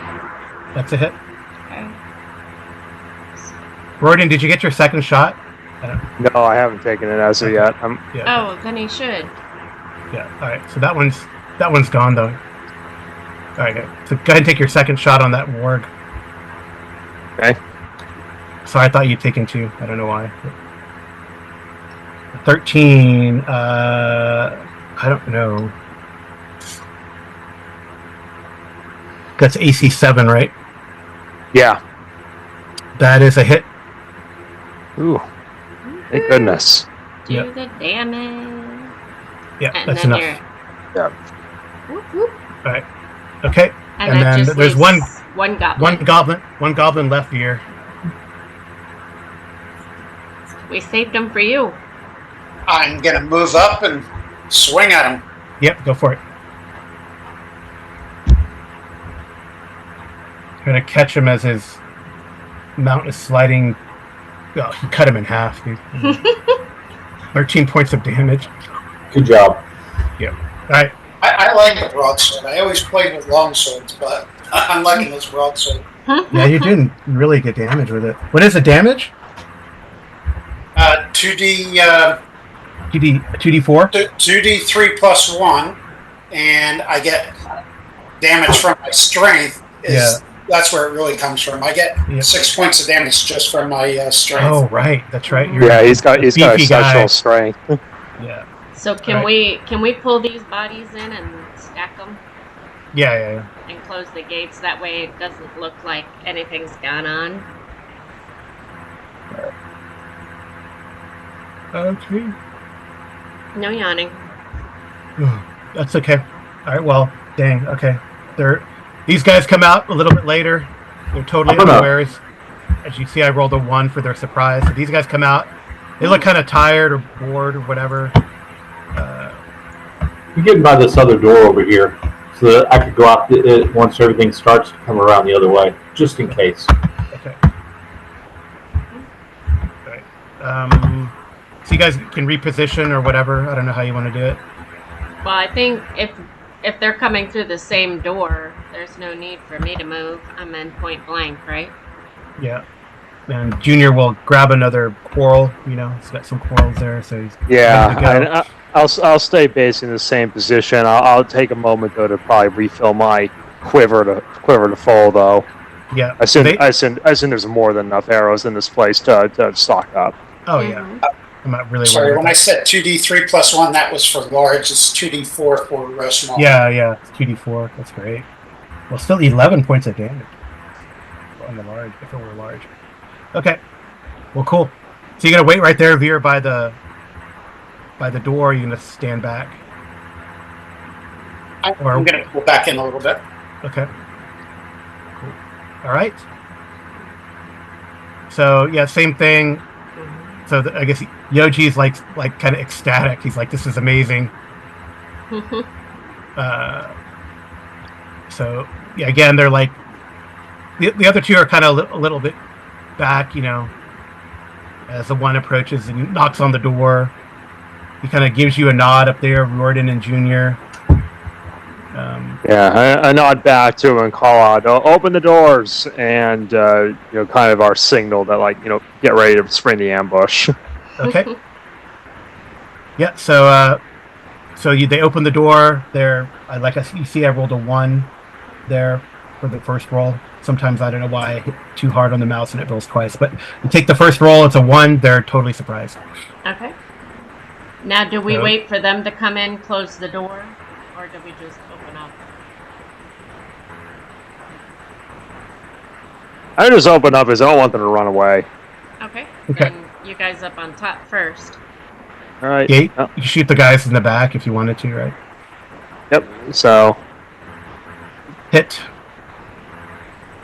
Boom. Done. Boom. Okay, and then second attack for another one. Oh, it's a miss. But Junior's gonna go. Come on, Junior. That's a miss. Oh, jeez. All right. Okay. You guys down below. There's 3 goblins now there. Okay.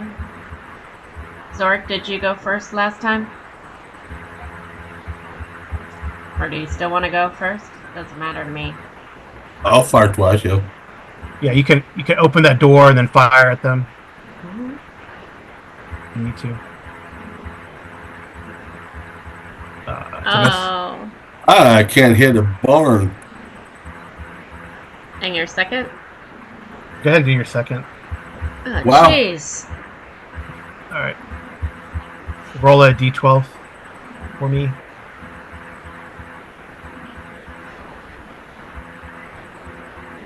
8. I think you break your bowstring. Okay. Sure, you can grab another one. I was going to say, yeah, good thing there's more around. Yeah. Okay. All right. Any other shooting? Well, do you want Arlandia to go, or Veer, do you want to go? It's up to you. Go for it. Hook it up.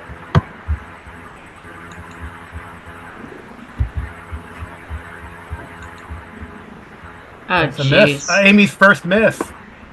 I'll miss again, don't worry. Hopefully not now, but yeah. Yep. Again. Dang. All right. I told you, it's a love-hate relationship. Bronson and Veer could charge or smack at him. Actually, I'm opening up the door, this other door, and coming around this direction. Yeah. Oh, I heard Zorik would kind of open the door and shot. So. Okay. Yeah, it was open for fire through. Yeah.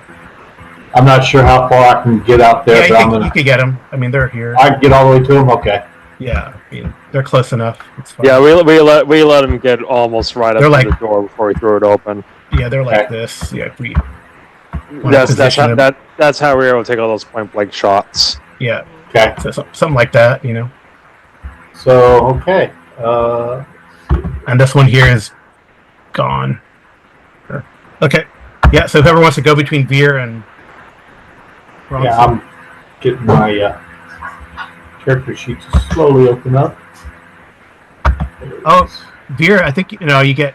Do you get 2 attacks against these? I think you get 2 attacks against these guys because they're less than 1 hit dice. You are right. I forgot about it. Every other round I get an extra attack. Well, that too, but that hasn't. Combats haven't lasted long enough. But all right. So Bronson, attack.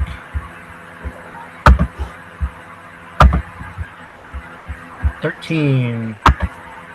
That's a hit against these guys. Nice. He's done. Yay. And is there one left still? There's 2. There's 2 left? Yeah. We have Shepard. Yeah, Veer's gonna go for attack and. Yeah, I gotta. I don't know why I minimized when it closed it. Yeah.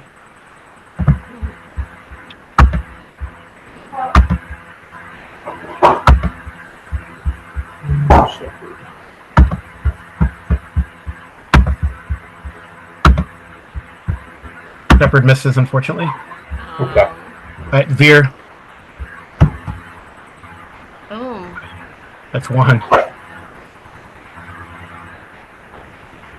11 points. I thought I only got the 1 attack because this was the regular round. Yeah, but I thought because they're less than 1 hit dice and you're a straight fighter, you get. I think that's just kobolds. You get. I think you get the additional attacks as you level up. So you'd have to be 2nd level in order to get the sweep attacks for additional less than 1 hit die melee opponents. Okay. Cool. All right. So since Veer, since you're in the thick of it, go ahead and roll initiative. Yeah, I mean, if you get to like level 8 fighter, in theory, if you're surrounded, you could get like 8 attacks per round if they're all less than 1 hit die. Yep. But it scales with your level. So you get 2 attacks this round, just in case you missed the first one. All right, so let's see if I can finish this out. Go for it. Nice. He's done. Gonna drag those bodies in as well. Yeah. Right. So that's 4 more of those guys. Okay. And then what's left? Just a spider? No, we don't know. Are you guys gonna try to take these guys back, or what do you want to do now? Oh, pile them. I mean, we want them inside. I think he's talking about the slaves.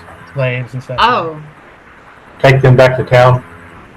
Well, that's what I was saying. I mean, if we leave them at the keep, they can heal up. And if they don't have family in town, why would they want to leave? You know? Yeah, there's food and beds and stuff here for them to. Yeah, the better approach might actually be for one of us to mount a horse, ride into town, and for a Neister, see if he can send any militia or something to hold the place, and then we descend into the mine when we're good and rested and ready. Right. That's a good idea.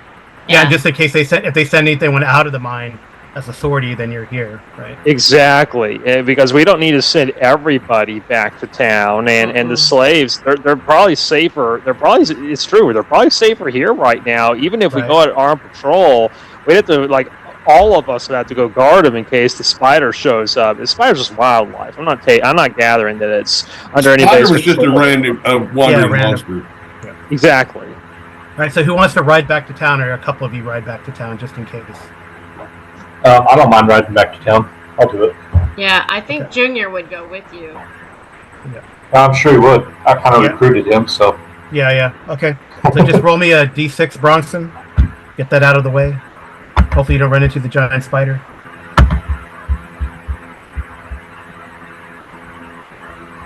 You do not. You get to town. Nice. You report. So So I guess Nastor is impressed. He was wondering if you would even come back. But you report back. He definitely is going to send some militia. He'll give you your other 250 gold pieces in reward. Okay. And he asked if you found Quan. We found who? Quan, his person. You have not. His spy. I don't think we found him yet. No. No, we haven't found him yet. Not yet. But Okay. if you're there, can you ask him who we would have to talk to about who Yeah. has ownership of the keep? I think we could do that whenever we come back. Yeah. All right. Well, he'll send like I don't know, squads, like 6 guards with you Okay. to help. Okay. And he maybe he's going to go himself. I think he wants to check it out, go himself, and especially if they're slaves, see for himself and help them out. He gets your buddy. Benjamin, and to take some food and stuff and water over there. So he goes. Okay, there is some food and water there actually already, and some other things. So. Okay. You don't think they need more? Oh, they might. I don't know. Whatever I would judge. I mean, if it looked like they needed more, I'd tell them they needed more. If it didn't, I would say no. But if because most of that food was for the guards and stuff. So. Right. So, but if they're seen making a delivery. Benjamin's got a whole cart. I wouldn't be terribly worried about it. Let him bring some extra supplies, and if they're excess, just put them in storage. Yeah. Yeah. Yeah, that's fine. Okay. Cool. All right. 3 plus 2. And we can give him his ladder back. Have ladder, we'll conquer. Yeah. All right. So that's probably a good stopping point. I'll clean this up for the next time, because I'm sure you're going to make a pyre at some point. But yeah, we'll finish calculating the XP. So you get a group gets another 250 gold. By the way, and I'm getting to where I had. I did put that on the loot page. Yeah. I'm looking for where. That's fine. Yeah. There it is. Okay, so I have basically 2640 worth of monsters and milestones now. So that's divided by 5. That's 528 XP for monsters and milestones. So I'll max out on experience at 1 point below 3rd level, correct? Because I'm about to max out, I'm sure, on experience. Well, that's great. Yeah. But I mean, I won't go into 3rd level, correct? Oh, you're 2nd level right now? No, I'm 1st level right now. No, you won't go. I don't think you'll go to 3rd level. I guess, Carl, this becomes important. Then, are you going? I think rules is written is that you don't overflow, so you have to level up. Any additional XP you gain is wasted. So if we're doing training and whatnot, I think most of us are probably ready to advance to 2nd, but we're sort of capped until we actually train in advance. Yeah. Right. So we'll figure it out. All right. So anyway, it's 528 XP for monsters, etc. And then let me finish calculating the monetary stuff. Adding in that other 250, by the way. And that's 1236 XP. 1236 was the total, or with treasure? No, so 12. So it's going to be total is going to be 1764. Okay, so the 1236 is XP. No, so 764 XP total. I just divided it up between monsters and gold. So 528 monsters, 1236 gold, and then if you add that up, it's 1764. Is Yeah, the 10% just on the XP, or is it go for the gold as well? It's on the total. So like take the total and do 10%. Okay, so 1764. Okay, so that total needs to be divided. If you're multi-class, it's divided. No, I mean, but that the 1764 is per character. Or is that Yeah, per character. okay? I already divided it. All right, 1764. Yeah, so that plus what I've had from previous sessions, I'd be well over 2,000. So I'm at 2,000 now. I'm ready for level. Cool. I was ready to level before we even started this one, actually. Oh wow. Okay. Yeah. All right, so that would put me over into level 2 also. Do I just do the flat start of the level, 2001? Or 2000? No, you get over. Like you get your total XP. It's only if you go if for example if Woolsey had actually hit 3rd level, he'd just be one below 3rd level. I need to look and see what 3rd level is. I don't think so. I'm close to 3rd level now, about 329 shy. Now, how do we do levels up?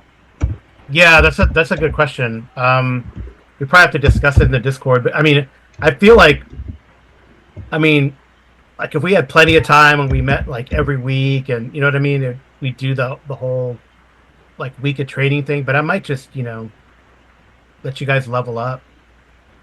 Just like just have a rest to level up. I guess. Okay. So I'm good if we decide in Discord, and then we can come in before our next and level ourselves up. But that's what we go with. Yeah, we could discuss it in the Discord. What number is leveling up? Because in Magic I have 1885, and in Fighting I have 1708. You might have leveled up. I know that for a fighter, it's going to be 2,000 to go from level 1 to 2. I'd have to go look at the Magic user table for them. I think it might be 2,500. Yeah, right. I'm still going to be level 1. Right. Well, I think don't forget you get 10% more on the Magic user side, though. I did. That's why it's at 1885, and then the other's at 1708. No, I'm way below. I'm not. That's fine. Well, for sure you'll level the next time. Right, you're really close. That's typical multi-class characters. Is the price you pay for the versatility. But I mean, you got spellcasting, so Well, yeah, but I mean, I want to take a rest and learn some of mine, like read that book I have and learn them. Yeah, maybe you can probably learn at least one spell, right? You might be able to see if there's any spells in the book we got from Glearthiel earlier and see if they're usable, because you could probably memorize something from that book. Yeah. You got Read Magic. Right. I mean, it had Shield, Sleep, and Unseen Servant. Sleep is great. Yeah. Yeah, that's the freaking jackpot right there. Yeah. And you're right, it's 2,500 for a Magic user for 2nd level. Yeah. And so it's 3,000 for 3rd level for a cleric. Yeah. And I'm at 2,571 right now, just to put everything in perspective. Okay. Yeah, I mean, what do you guys think? Do we want to go through the? So I don't know. I think, but we can also sort of when you have downtime, you kind of catch up, right? So, but for the purposes of wanting to continue the adventure, I don't see why it doesn't. I would say, at least especially for maybe the first 5 or 6 levels, since we're only meeting every 2 weeks, to be able to do it on a long night's sleep, and then maybe as we're higher level, then you might want to add in some role play where we have to train up in town. Yeah. Yeah. Alrighty, but okay. For our listeners, we'll discuss that on Discord and see how that goes. Yeah, maybe there could be some comments if people get to the end of this and want to chime in. But I know someone like my buddy MW Lewis said, "No, you got to make him train." I don't know, MW, do we? Who knows? All right. Well, thank you guys so much. Thank you everyone for listening. Thanks for running. I'm glad you could take time out to listen to our gameplay on our channel. and I hope this takes away, the worries of the world and lets you indulge in something fun to watch. And I hope the players had fun. And I want to definitely thank my players. Yeah, I want to definitely thank my players. That was a really cool and smooth operation. It worked really nicely. The dice were with you today for the most part. And it was again, it was, I think, good planning, and you took it to them. I think D&D rewards action, right? So Yeah. I'm glad that you were able to do that. So next time we would get in here, we'll discuss what's going to happen next. But I think they're going to have to start diving into the actual quarry and see what's there. So I guess we'll conclude that Benjamin, Nastor, the extra troops come. Nastor shakes all of your hand and says, "That's impressive." And when he sees the slaves, he's he's pretty upset. It's like, so, and he kind of sees the bodies of Benjen and Glithriel, and he feels kind of bad that he's been duped. But he's glad that you heroes have come. He's even more happy that you heroes have come to clear this out. And he again asks the question, you don't have to answer yet, but what is next? Thanks for playing. Good night and good rolling. All right. Thank you, Carl, for running a really awesome session. Bye. Bye. Bye. Bye, everybody.